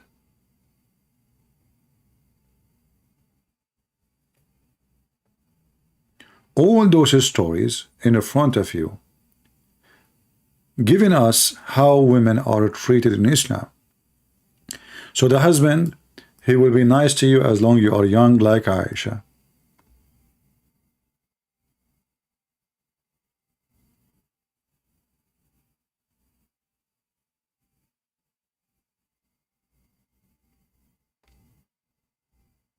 What do? You start kissing his ass. Please keep me. Don't throw me in the street. What I will do, please? Where I will go? Okay, take my day, sleep with the other women. You know, I'm not going to ask you for anything.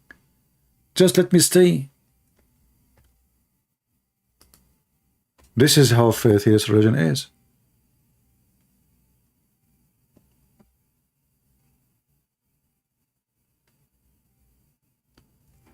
Let me show you another hadith.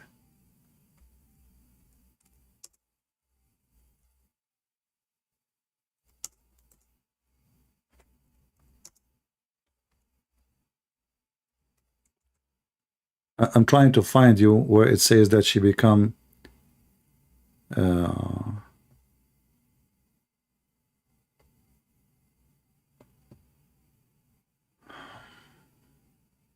heavy.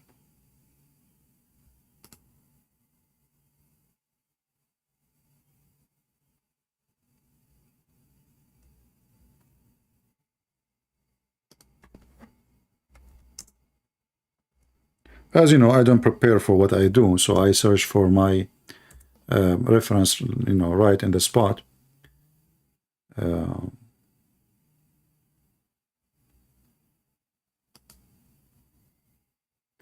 Let us see.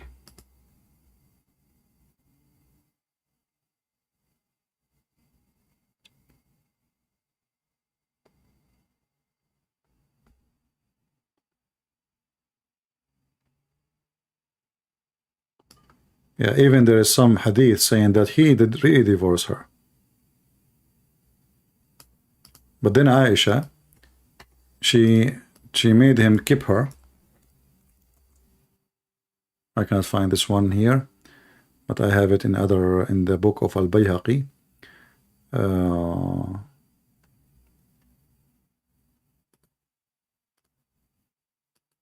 So imagine this woman, she married supposedly the best man in history according to the Muhammadan. And the best man in history, you want to throw her in the street. In the same time, she is forbidden to remarry a new husband because she is the wife of Muhammad. This is how nice he is. He told the Muslims that my wives are your mothers.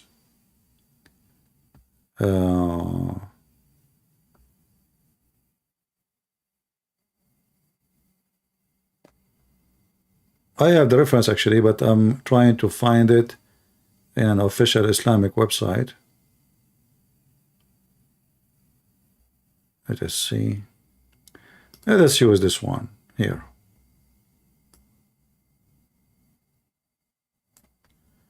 The reason for Aisha to give her day. Let us see here. Here we go. Here it says قال ابن ملقن أنه عليه السلام طلق سودة. From Hisham, from his father, he said in the book of Al-Bayhaqi, he said that he did divorce Sauda. And when he went out to pray, she held his dress. The woman, the wife, she begging him.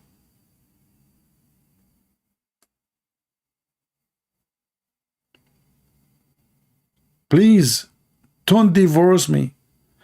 I don't need men, but I want to stay your wife. Please. So he let her under the condition to give her day to Sauda. Let me use Google translation.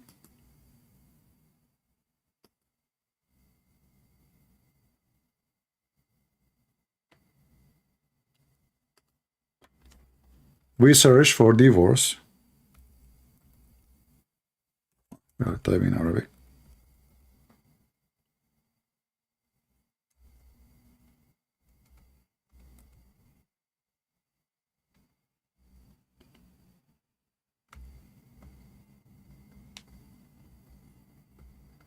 It was said that the Prophet, he divorced her. Blah, blah, blah, blah. But let us see the story. How she begged him holding his clothing.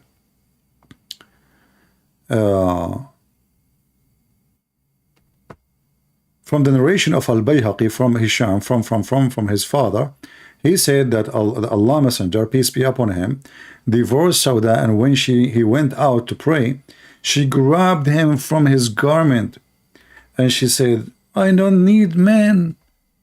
I don't need men. Just keep me, please, keep me. And she gave her day to Aisha as an agreement. Aisha, she pressured him. She said, this way you can have more time with me. Keep her as a wife, which means Muhammad is even cheating now. In the days, the Aisha, she will have 2 more days than other women. Is that a behavior of a man? Appreciate a woman, especially she is from the earlier wives he married after Khadija? Is that what a man he do to a wife she served him when she was young? He dump her because she become old?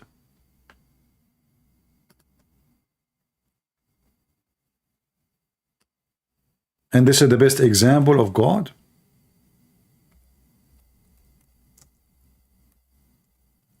And there is tons of stories.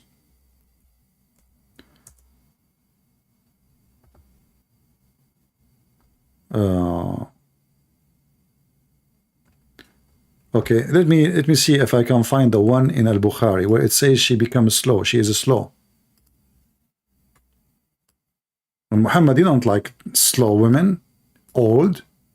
He want to have brand new car, fluffy. Doubly dancing. Dance for him. As the hadith says, he asked Jabir, why you marry a widow? Why you don't marry a young child? Here we go. We found it. This is Sahih al-Bukhari. It says that Sauda she become slow.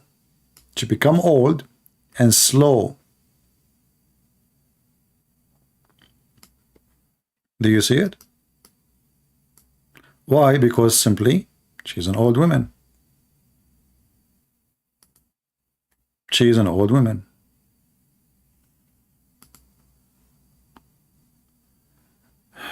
Let us see if we can show you more. I mean, this is enough, right?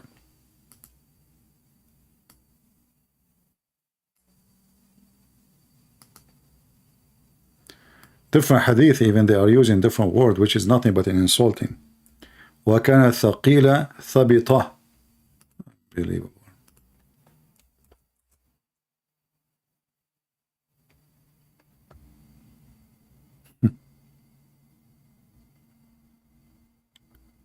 So the woman now, she cannot survive by herself. She's a poor woman. And this is the same woman, by the way. The reason for the hijab to come, it was because of her ass, if you remember.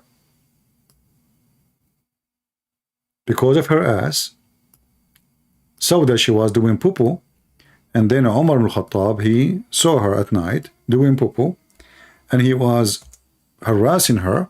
He said to her, Arafnaki ya Sauda, we recognize you, Sauda. This woman, Sauda, she was big. This is the kind of Muhammad women he liked. He liked big and beautiful, which mean heavy duty, you know, like, I don't want to use the word fat, but this is what it is in Arabic. Omar, he saw her doing her poo-poo. He chased her. He said to her, we recognize you, Sauda. And then he went to his Muhammad and he said to him, why you don't order your wives to cover themselves, man? When he is the one is chasing them and they are at night doing poo-poo. And then Muhammad, he took what Umar he said and he make it Quran. This is why we will find that Umar he says, وَافَقْتُ رَبِّي وَوَافَقَنِي رَبِّي, which means my Allah agree with me and I agree with Allah. In what? In Quran. Allah, he copied the Quran of Umar. According to this hadith here, 3 things Umar he said, Allah he took it as he said and he make it Quran. There's other reference about 10 things. There is some they say even way more. But you will notice here that the story of the hijab, the reason this Muslim woman now who married a Muslim man in New Zealand, she is wearing hijab because of the ass of Sauda. If Sauda, her ass was not involved, Muhammad will not order the hijab, which is very weird because the man, she was doing poo-poo and she was at night, so I cannot even see her hair. I mean, those people, they have dark hair.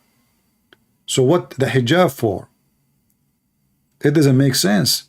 However, you will notice that whatever Umar he said become Quran. So the ayah came as I have said.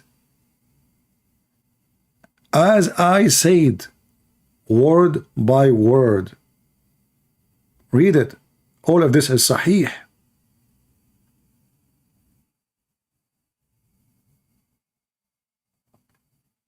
The funny is the Muhammadan, they say, can you make Quran like the Quran? Then we find that Allah copying Umar ibn Khattab.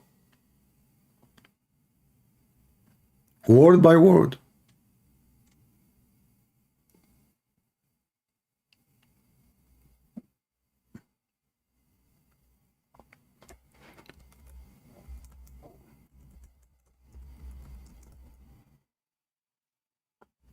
Read carefully. This is not me saying that. Let me show you. It's not me who's saying that the Quran came down about the hijab as Omar he said. No. Omar said that. So the verse, he's talking about all the list of the verses. They come down the same as I had said, word by word.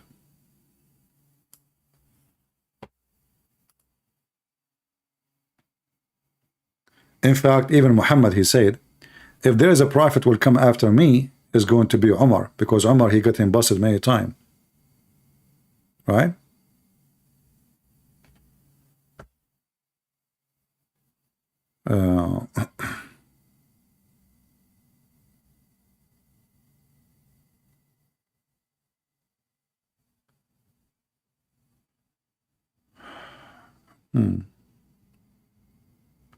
Anyway, do we have any Muhammadan want to have anything, want to say anything to us?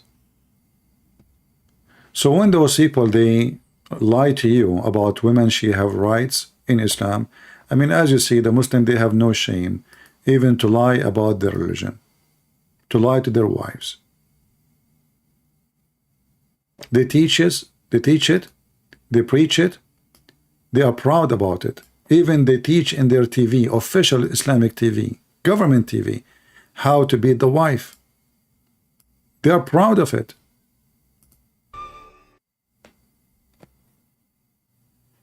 تخيل يا دكتور ان المرأة الأوروبية في الوقت الحاضر بتنشد الرجل القوام.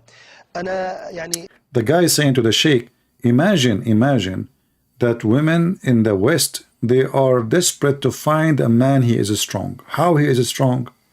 And he have some statics, like he have studies, official studies. Watch with me. هدي المشاهدين سريعا كده بعض إحصائيات سريعة عن هذا الأمر. 90% من نساء بريطانيا ما بيحبوش يتزوجوا من الرجل الضعيف اللي أول ما تحصل أول مشكلة أو أي 90% of women in England, they don't like to marry a weak man. We want to know what weak man mean. We will find out soon. What weak man is. What is that exactly, weak man? Maybe he cannot carry his wife to bed. Maybe he is coward. What is weak man? Let us see. 90%. The Muslim, they have all the percentage you want. About anything. That's it. 90%. But why not 100%? I mean, I cannot believe that there's any woman in the world she want to marry a weak man. Why should I do that? 90% only? It's just a number. Okay, go. أي مشكلة يقعد يعيط يقول لك لا ده الراجل ده عامل شكل حريم. احنا عاوزين راجل. قضية الضرب دي شبهة خطيرة جدا. نعم. واحدة معانا مولانا. أقول إن الله كرم المرأة بهذه العقوبة عقوبة الضرب. Allah, he honored Muslim women by beating them. Do you hear me? Lady from New Zealand, you marry a Muslim man and you start doing a business now, Islam now? Donate to me? And you say Islam honor you? Who is going to believe? You or them? You who converted to Islam 2 years ago after you marry a man, or those sheikhs who they are teaching officially, the one who spend their life studying Islam, who millions of people, they take their opinion and they die for it. You or them?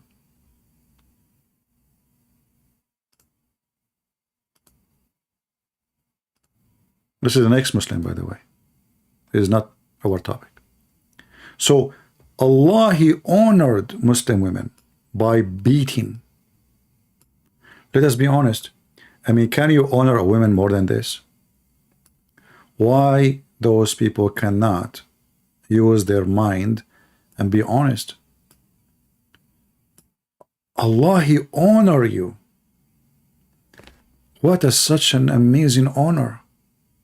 I'm sure this woman from New Zealand, she would love it now. خطيرة جدا. نعم. واحدة معانا مولانا. أقول إن الله كرم المرأة بهذه العقوبة عقوبة. Let me make the text more clear so you can see it. So Allah, he honored wives by in stating the punishment of beating. Explain to us, Sheikh. عقوبة الضرب.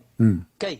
كرمها How? بالضرب. إيه والله مش معقول. The guy saying, really? He did honor her by beating? And by the way, like they're playing like the good cup. Both of them, this is an Islamic program. So both of them, they agree totally. But it's just to make it like more entertaining. Really? Allah, he honor her by beating? How? كيف قال نبينا صلى الله عليه وعلى آله وسلم ولا تضرب الوجه. Beat her everywhere, but don't beat her face. Do you see how he honor her? People, do you see how Allah, he honor the Muslim women? Beat her everywhere, but don't beat the face. Abdul, but Allah, Prophet, he said don't beat the man in his face too, because he looked like Adam. What does this have to do with honoring? He's not honoring the women, he is honoring Adam.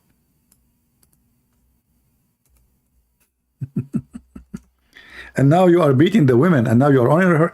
Man, that is really an honor. I mean, look at this. Reported Allah Messenger saying, if any of you fight with, he must avoid the face. Why? Because Allah created Adam in his image. What does this have to do with honoring? So I honor you by beating you in your butt, in your chest, like what Muhammad did. She said, "Haddajani ala sadri." He did hit my chest, and I have a bad pain because of it. It turned to be that is for your benefit, and you are just being weird. Shame on you. Why people do not see? We will go back to those guys, to for love. Where is the video? Too many videos I have open in my screen, so I have to jump from one to one. Sorry. الله ولا تقبح شوف كرمها إن ضربها لا يضربها على وجهها حتى وهو يضربها لا يسبها ولا. Even when he beat her, he should not curse her. This is the ethic of a Muslim man. You beat her, yes. You made her skin blue, green from beating, yes. But don't curse her. And don't hit her face. We honored women. And this woman from New Zealand, she said that Islam protect women. Protect women from who?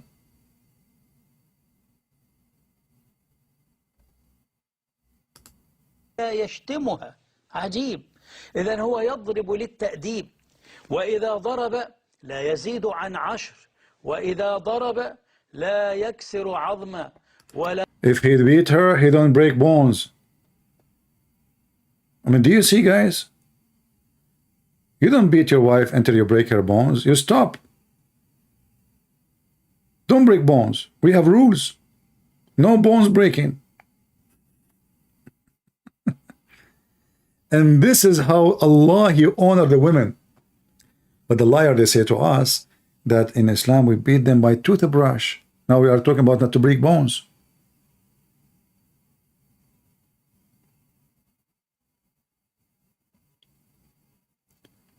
And this woman who is making a business of donation, lying to her teeth about how women in Islam is protected.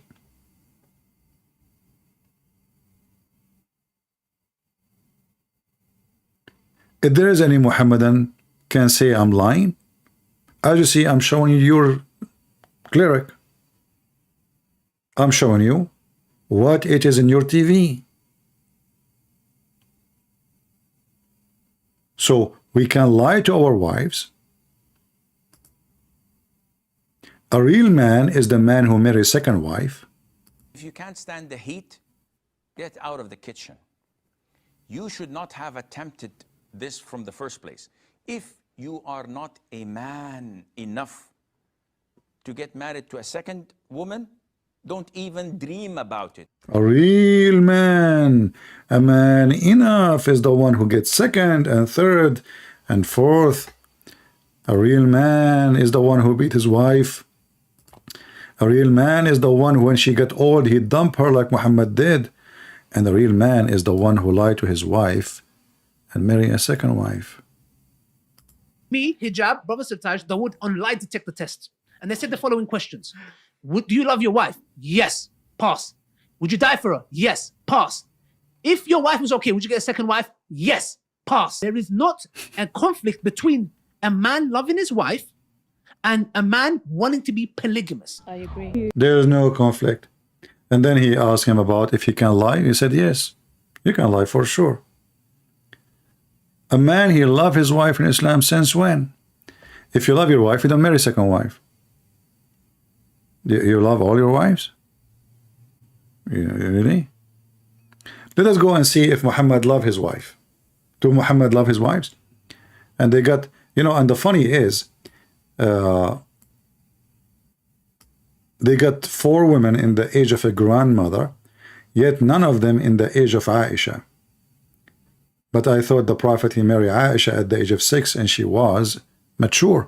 And even Mimi Hijab, he confirmed that yes, in Islam, even the chapter of At-Talaq speak about divorcing children's. Why you don't invite girls at the age of 6? Who are those? Those are women now? Those are grandmother in Islam.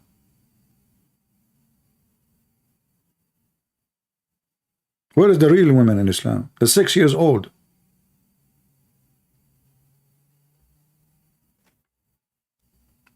And then the Muslim women, because Islam protect women, they are talking about protect women, not men.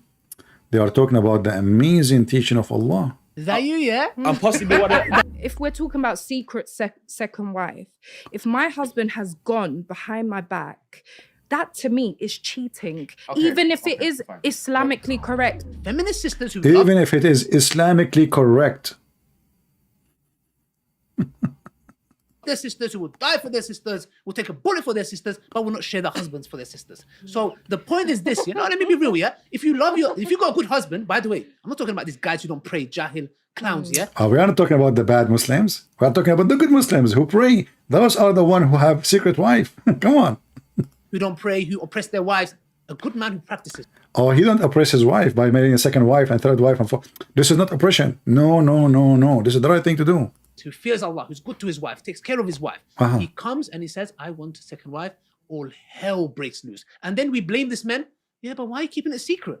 What else should he do? See? You blame the man for doing a secret wife? I thought Muslim women are happy women. It turned to be that Muslim women don't like to get a new... This is a test to see how Allah is testing her to see how she responds. Yeah. It turned to be this is a test from Allah. The man, he want to have sex with other women.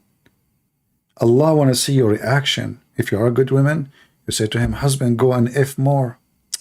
Husband, come on. Do you want to find your son? Allah is testing them. This is called the testicle test.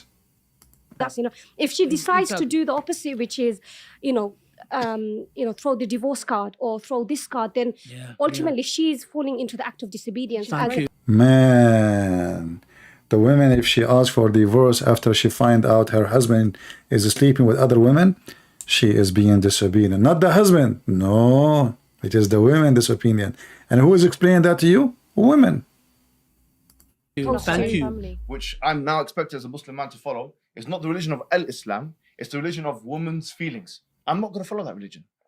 See? We don't follow women feeling, you stupid idiot, dummy. Who care about feeling? We follow Islam.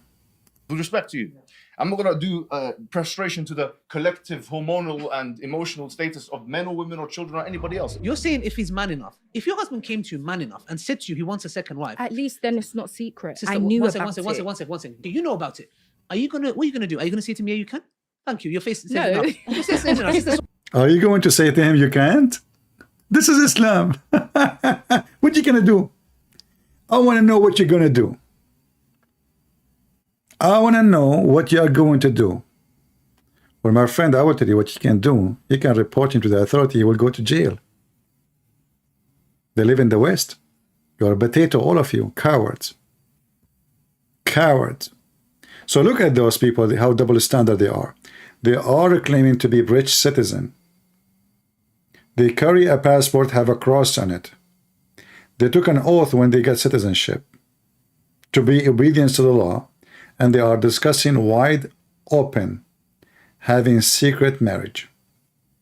Legally, officially, according to Allah teaching. Showing you how much the Muslim woman, she is oppressed. And they are showing you that the good woman is the one who not the one who dislike. Actually, I just remember something. Muhammad, he spoke about women who complain about their husbands because they beat them.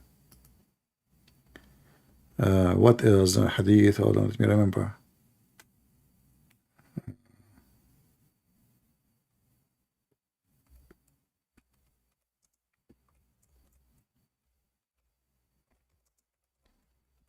Let us see.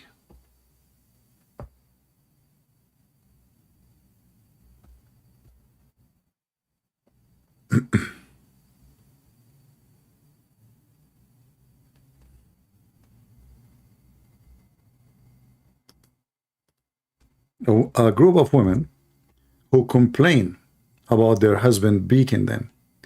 Muhammad, he said, those women who go around complaining about their husband, they beat you, they are not the best of yours.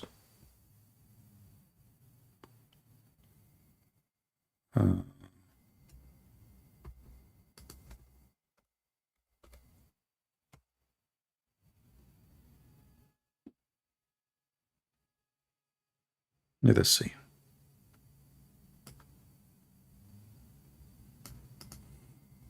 Read with me and see how filthy this religion is. And the Muslim translation, as usual, they try to cover it up. So here it says, and this is sahih, this is not, this is authentic, very authentic. As you see, all those references are authentic.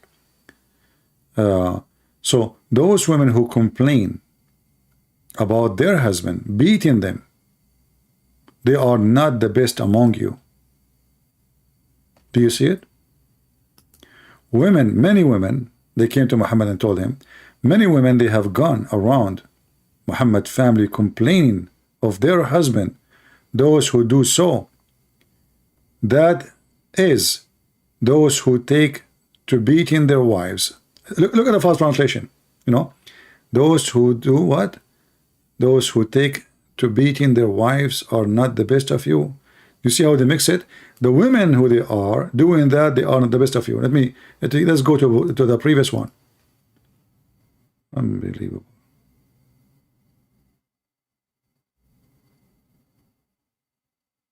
See? Look. You see the other translation, how they lie? So I said, many women have gone around Muhammad's family complaining against their husband. They are not the best among you. Who? The women. Muhammad, he gave the men permission to beat the women. And those women who go around complaining about their husband beating them, they are not the best of you. And this is authentic. This is Islam.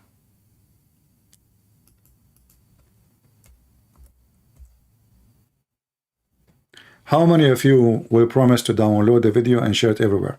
I'm going to download it. I'm going to post it in Rumble. And I'm going to make it unlisted link, which means you can see it only in Patreon. Not because I want, on Patreon you can watch it for free. I mean, you can, you don't even need to log in. But I know the Muhammadan, they will go crazy for this video. So we will download it. We will post it around. You can go to Patreon, click at the link and download it.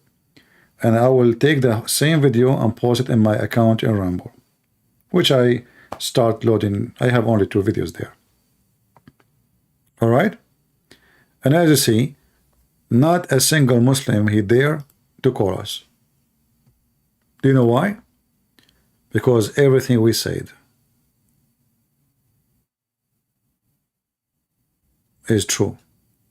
Oh, I remember now, this woman, she said in the other video that she have an orphan charity. Islam encouraged to support the orphan. Shame on you. First of all, I don't know how you can support them. You've never been in those countries. However, in the Quran, how you support the orphan is by having sex with them.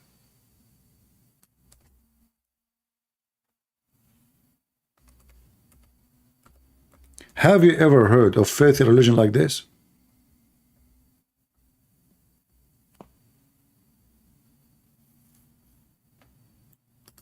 How we support the orphan?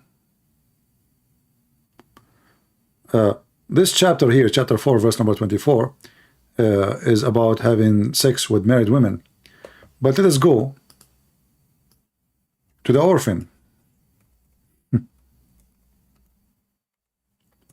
It turned to be that if you want to be nice to the orphan, you have to F the orphan. Chapter 4, verse number 3.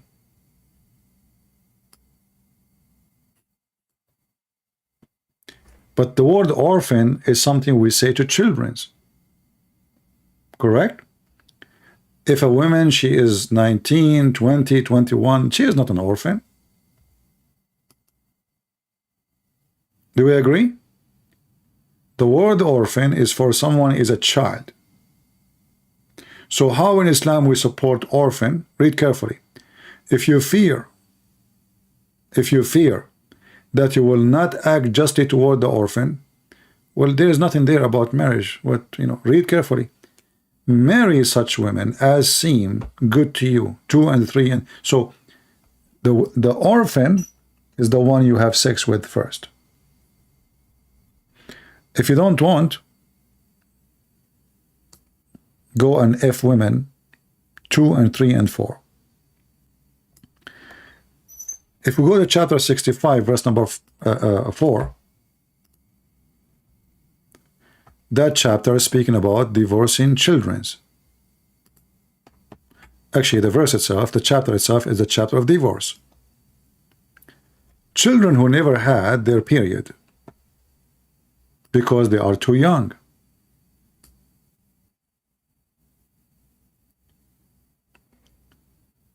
Even Mimi Hijab, he agree, and all the Muslims there, those potato on YouTube, they agree, yes, you can have sex with children. What's the problem? What is the problem? What's your problem? What is your problem?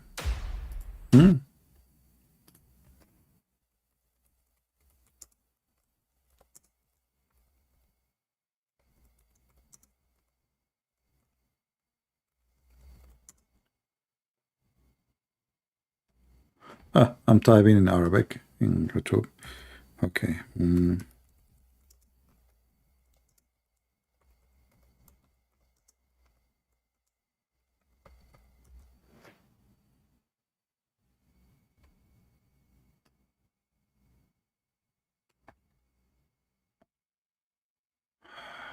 Let us see.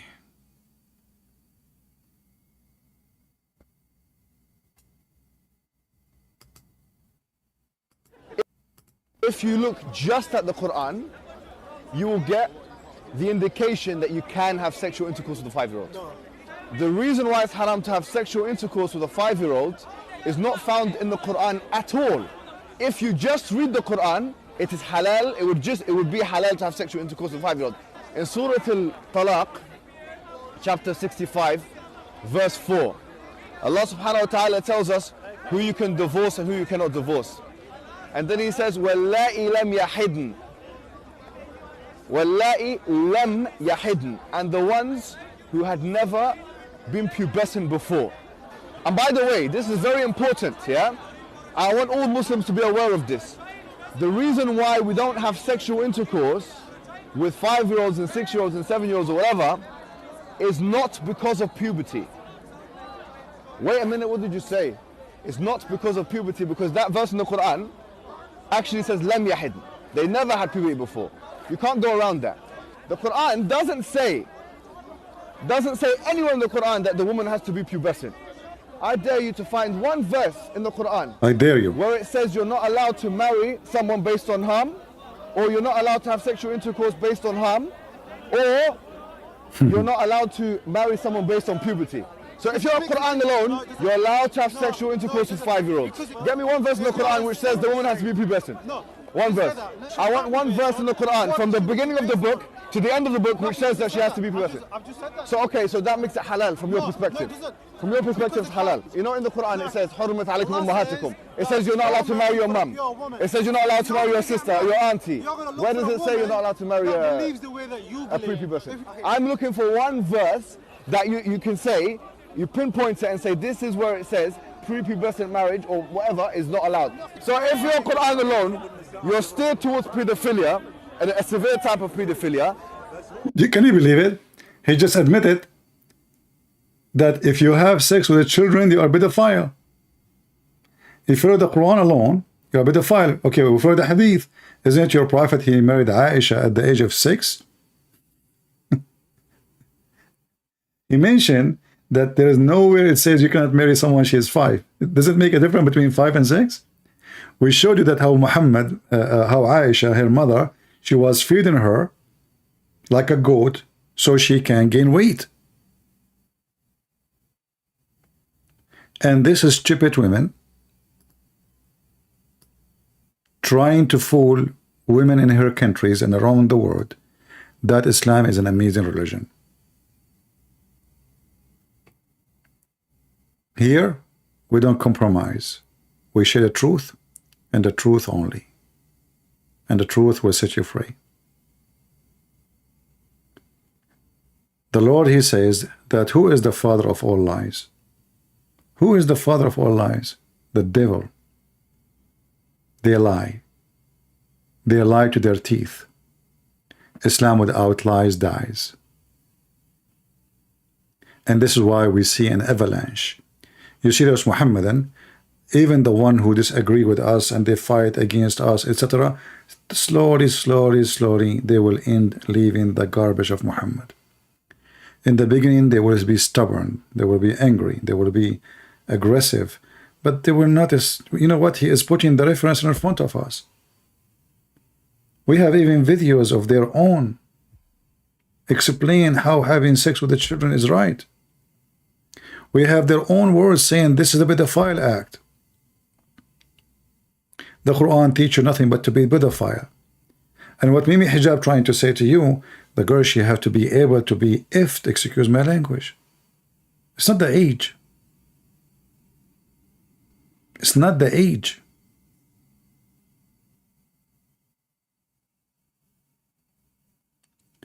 This is how filthy this cult is. So again, if you want to watch the video, you will find the link only in Patreon, which means going to be here for some time, and then we will delete and we will keep it only in Ramble or wherever download the video. Until we see you soon again, I want to say thank you all for being here, and glory to the Lord. Women in Christianity is treated equally, one man, one wife.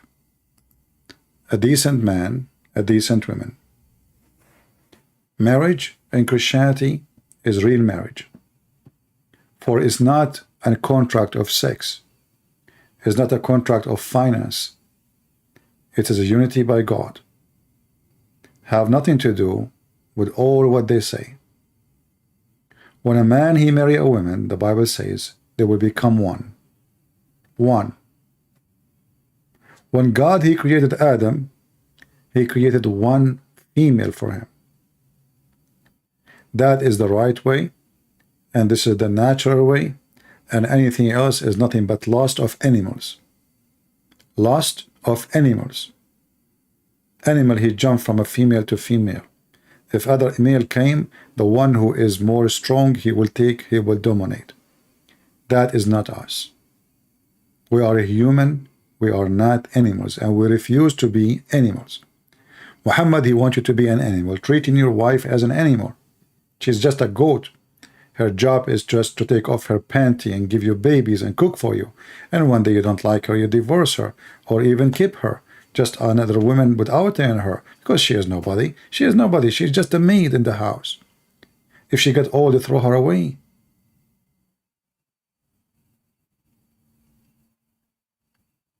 So when those liars, they say Islam respect women, how Islam respect women and Islam make you equal to dogs and donkey? Even Aisha, she said, شبهتمونا بالحمير والكلاب.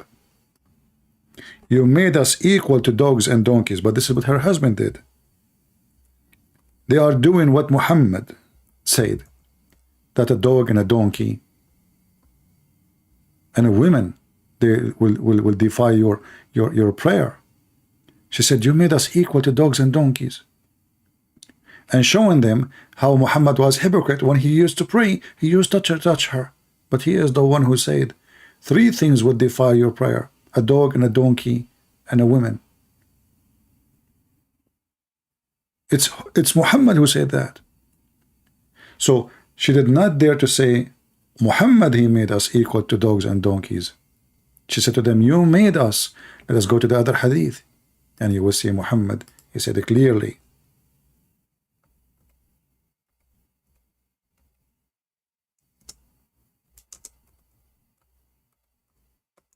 Dog and a donkey and a woman. They They say they say don't cut the prayer. No, that's not what it says. This is not about cutting. It's about making your prayer invalid. Read carefully.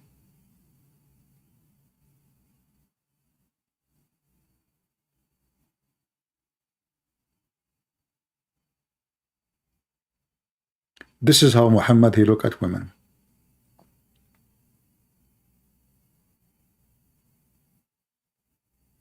And the funny is, Aisha, she sleep her legs open in front of Muhammad, and Muhammad praying between her legs. But yet he said to them, to the Muslims, women are equal to dogs and donkeys, and they will defy your prayer.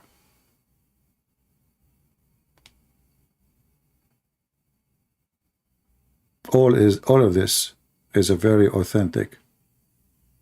Not only that, this woman, she said, I forgot to mention this, very important.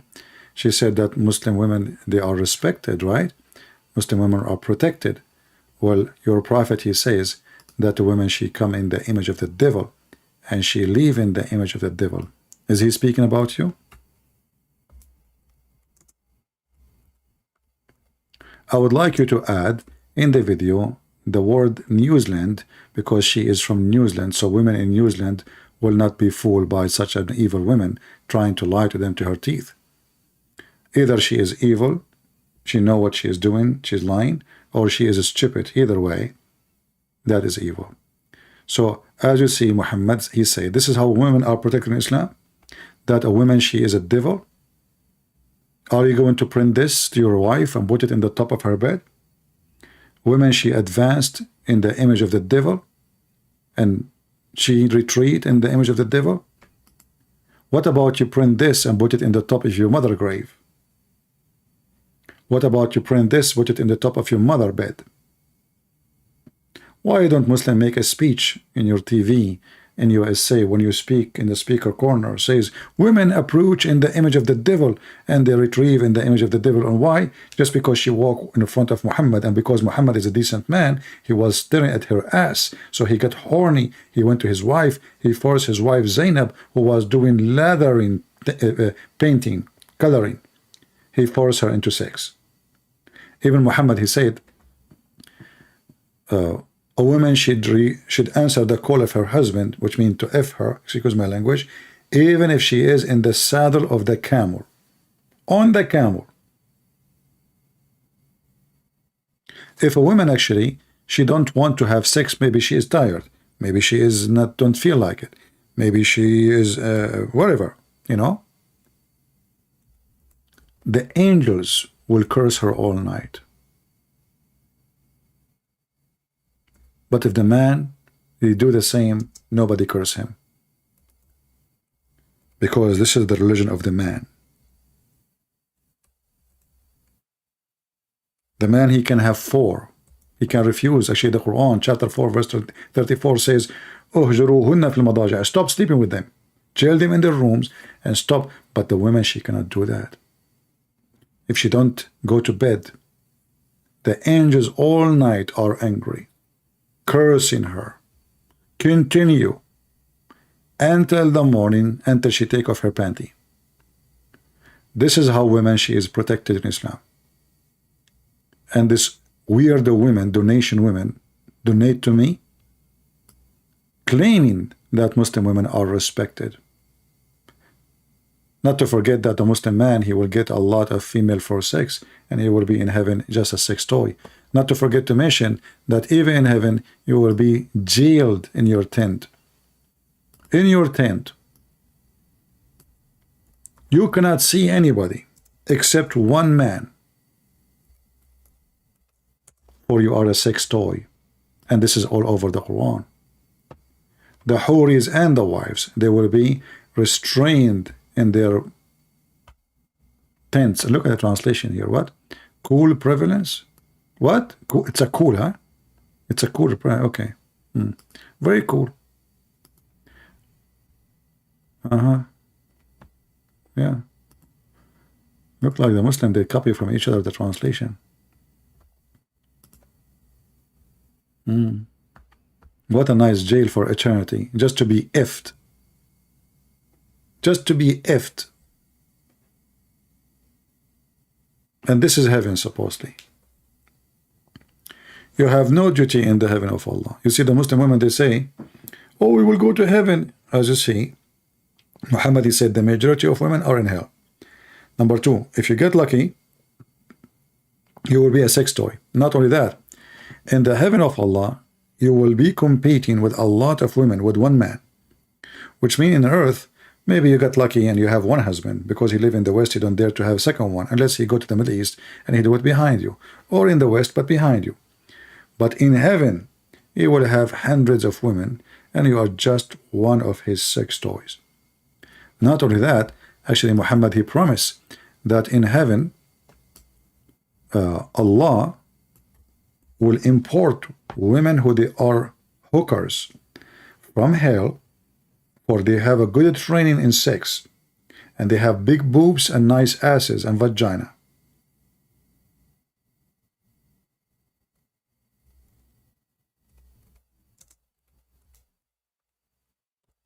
He will import them from hell. Let us see if we can find the hadith.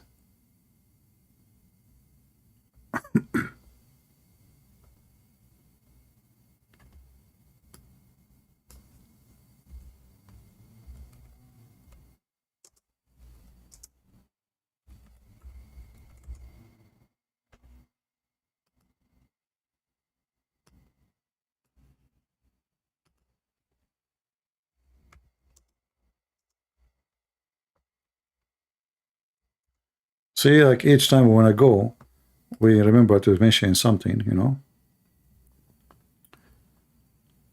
Yeah. So Allah will import to a Muslim man. This is the bad Muslim man, not the good one. The good one will get way more. 70 women. This is for the bad man, the bad one only. So it says here, Muhammad swear by Allah that Allah will admit to paradise. Allah will marry him to 72 wives.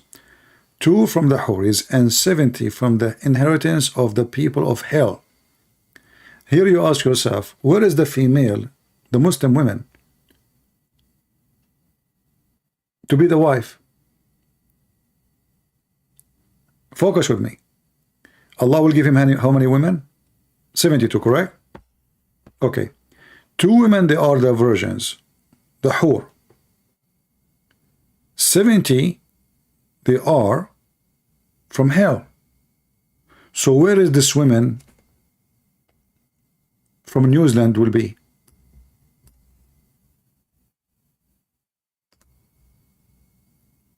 Are you following with me? That means you will not be there. 70 will be from hellfire. Those are in his inheritance. 2 are the virgins who Allah made them in heaven for effing. They are so good in bed. Where you will be?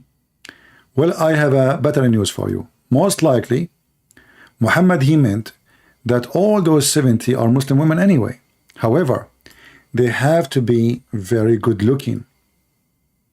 Read carefully with me. It says, and 70 from the inheritance, his inheritance from the people of hell, all whom will have desirable front passages, and he will have a male member that will never become flaccid, i.e. soft and limp. And this woman, she is telling us about amazing religion, spiritual relationship with Allah, when all of Islam is about penises and vagina and orgasm of 70 years. And Muhammad is stuck with number 70. The orgasm of a Muslim man is 70 years in heaven. Oh, that's mean how many years the sex itself? And then 70 years orgasm, and we do not know, he did not mention how many years of the sex itself with the women, but then the second woman, another 70 years. So if this guy, he have all those women, just those women, I'm not going to count the endless number Muhammad he came with, what we will find? Let me show you how funny the number will be. So I will take the 72, each one of them 70 years orgasm. 72 x 70, just the orgasm alone, 5,040 years. which means if the man, he is just having orgasm with you 70 years, he will have sex with you again after 5,040 years after that. You have to wait, your legs is open, excuse my language, for 5,040 years before you are going to be boomed by His Majesty, who his penis, great news, will never go limp. And here you see how Muhammad is a filthy man. You know, we cannot compare between him and the Messiah. God forgive me for even mentioning the name, the two names in one line. That is not the Holy God teaching. That is a filthy, disgusting street man. Even street men, they will not speak filthy like this man. Imagine you are standing in a now and somebody claiming to be a prophet. Imagine Muhammad, he just came to us and he just said this to us. How stupid are you to listen to such a man? He's a pimp. They call him holy. They worship him. They die for him. They kill for him, for he is satanic. Satan always uses money and sex to control the mind of many. Any tools, which all of it is about physical, and if he can make it emotional, that is even going to be better. That is not what God is about. When they asked Jesus about who is going to have this woman when she go to heaven, he said, he and she, they will not get married. The same as angels they will be. So me and a female Christian, we will be in heaven equally. I will not have 70 virgins to sleep with me, and she will not have 70 men to sleep with her. We will be without needs. When the Messiah, he said the same as angels, did you think about it? What does that mean?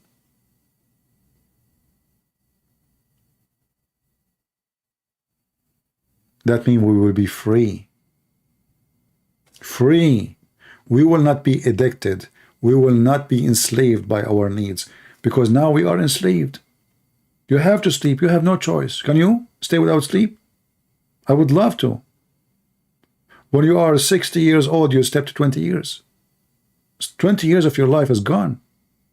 Doing nothing, just sleeping. But we have no choice. We have to eat. We have to cover ourselves in the cold. We have to get heat. We are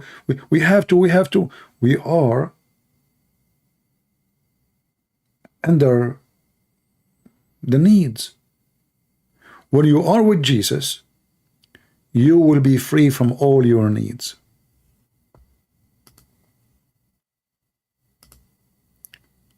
In heaven with the Messiah, you will not get married. She will not get married. Because the purpose of marriage is not there. The purpose of marriage and sex is to reproduce.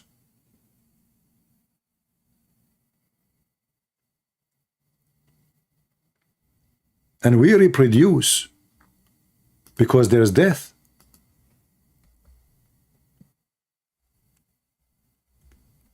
I don't want to turn it now to make it about the Bible now, but this is the reason we reproduce.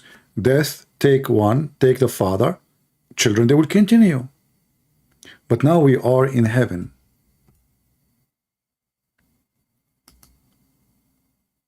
And this heaven is going to be totally different, because now we are in the real heaven, not in the garden of Adam and Eve, which was on earth.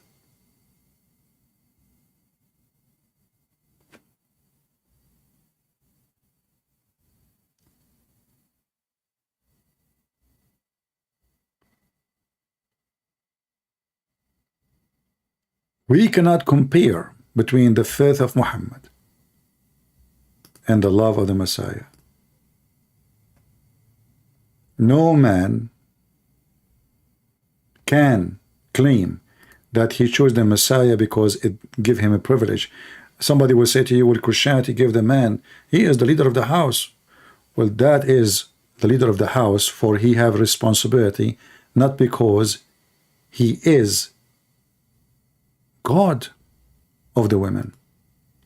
Muhammad, he said, if you want to ask a woman to do something, to worship somebody, is to worship her husband. He made the husband God.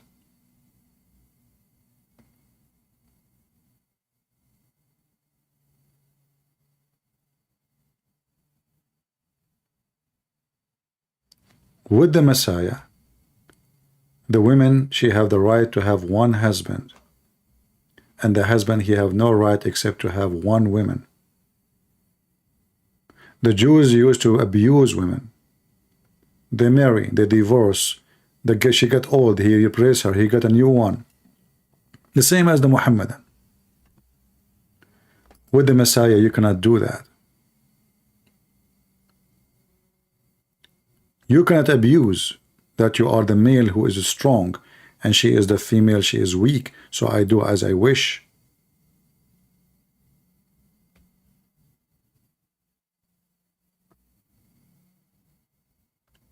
With Muhammad, this is the religion of the privilege of the man. For everything is made for the man and by the man, not the opposite. I have many women who left Islam speaking to me, as you know. And all of them agree. The reason, number one reason, they leave Islam because they notice that Islam is a religion of the man. However, I'm not that man who will take such a religion to be my religion, because I have to be a pervert, filthy, agree with having sex with the children's, taking my neighbor or my own son wife, as Muhammad did to Zainab. Zainab, the wife of his own son. He went to the house and he flirted with her when she is married. And Allah told him, why you are hiding what you have in your heart? Imagine, can you believe there's God encouraging a man to flirt with married women? And this woman is married to his son. Imagine, forget about son. Imagine you have a friend. He come to your house. You trust the man. That's why he's coming alone. That's why he is in the house when the husband is not there. Because he's trustworthy, supposedly. Because the neighbors will not speak about why he is coming. Remember, this is a Middle Eastern society. Why a man coming alone? Because he's the father. He can get in. Nobody will question why. If a man, he come alone and the husband is not home, that is a disaster. That means the woman, she is cheating. Muhammad entered the house. The husband is not there. What he do? And this is the Muslim story. This is the Muslim side of the story. Obviously, the story is far away from this. He flirted with the wife. And what the wife, she said, that when Muhammad, he flirted with her, each time her husband Zayd, he wanna F her, Allah, he made his penis swell. While Jesus, making the blind see, healing the leopard, resurrecting people from death, Allah was busy making the husband penis swell. This is his miracle.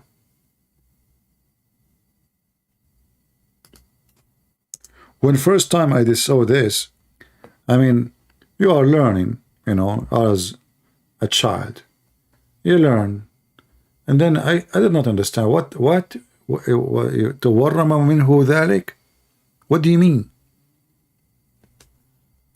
Imagine the filthy wife claiming that she have a God, and now because he don't want the husband to sleep with her, because his father, he wanna F her, this God, he is now looking at the penis of Zayd, and he, each time he tried to get close to her, he made his penis swell. This is Tafsir. This is not our books. This is not our books. This is a chapter of Al-Ahzab, verse number 37. Page number 423. Al-Qurtubi, the official government website of the Kingdom of Saudi Arabia. Each time the husband, he wanna F his wife, Allah, he made his penis swell. Use Google Translation. Let me post for you the link. This is a religion made only designed for the penis of Muhammad. And then Muhammad, he used the penis of the men around him to give them more privilege, but for sure not like his privilege. So he make a penis god religion. In Japan, they make a penis, big penis, and they walk behind it, a festival. In Islam, the penis is Muhammad. And I find it astonishing that this is what they say about what happened in their books. This is not the books of the enemies. This is not books written about Muhammad by Christian Prince. This is what is written by the Muslims after they took off all the bad things about Muhammad.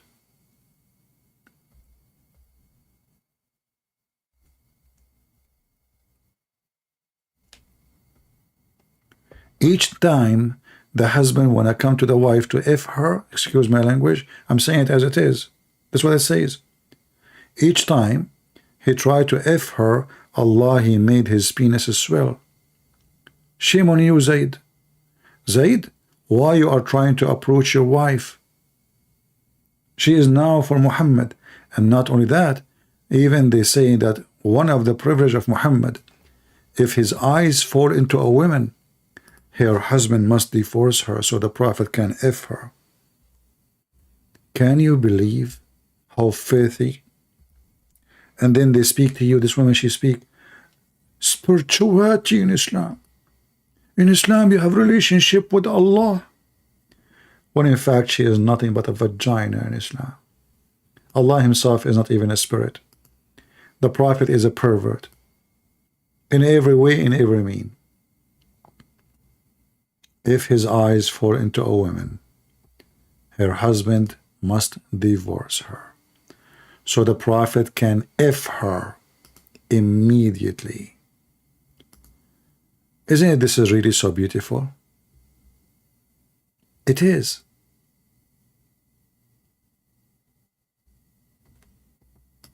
Allah, he cared for Prophet Muhammad. So he said to himself, well, you know what? What if Muhammad visiting one of his friends or walking in the street and he saw a woman he liked?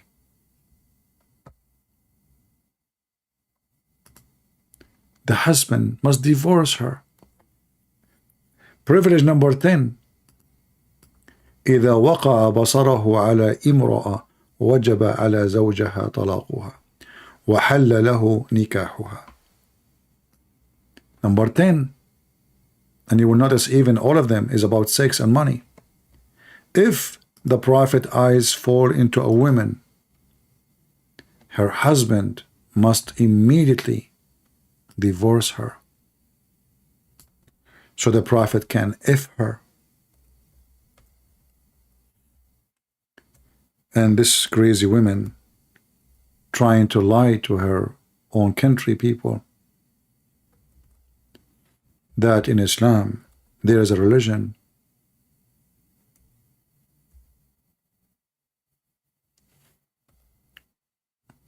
where is the number 10? I'm trying to find it.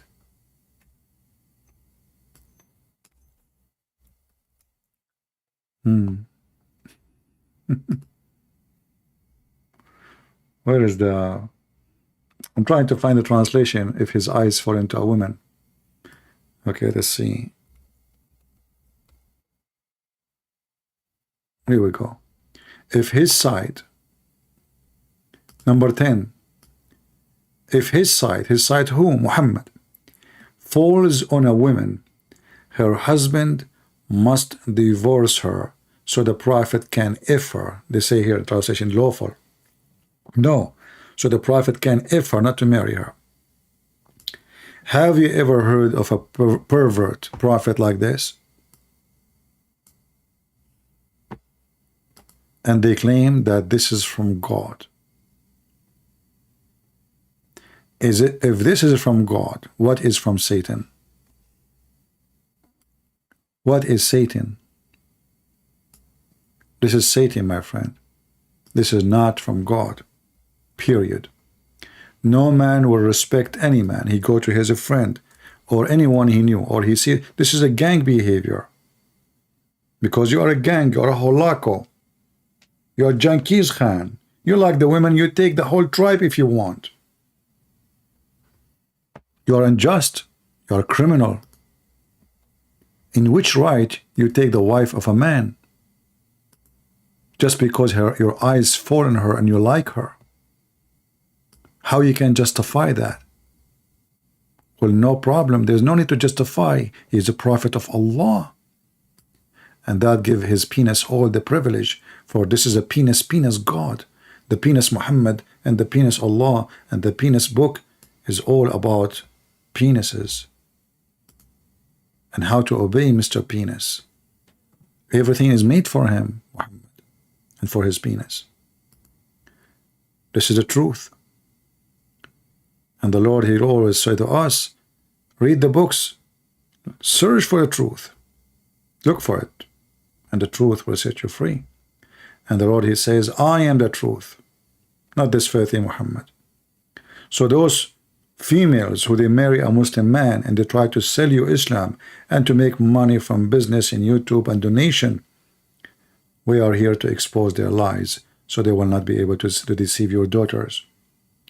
If you care for your wife, you care for your daughter, young, share with them. Don't be a fool.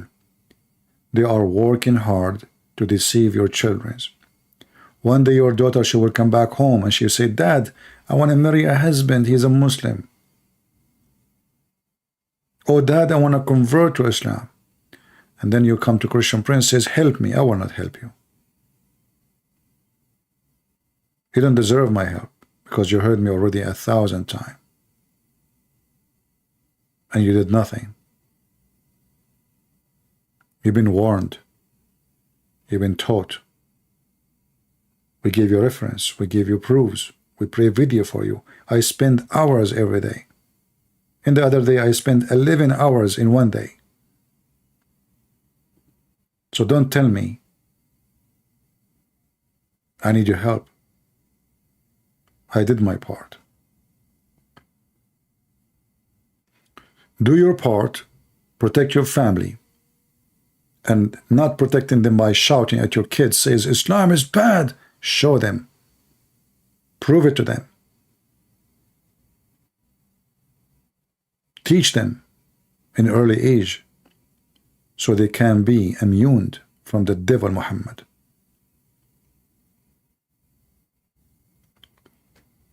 So I want to say thank you. And until I see you again, this is your brother Christian Prince who was serving you humbly for today. God bless. And again, the video will disappear from here.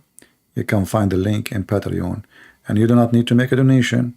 You go there, it's for free. Click at the link there, download the video, share it around.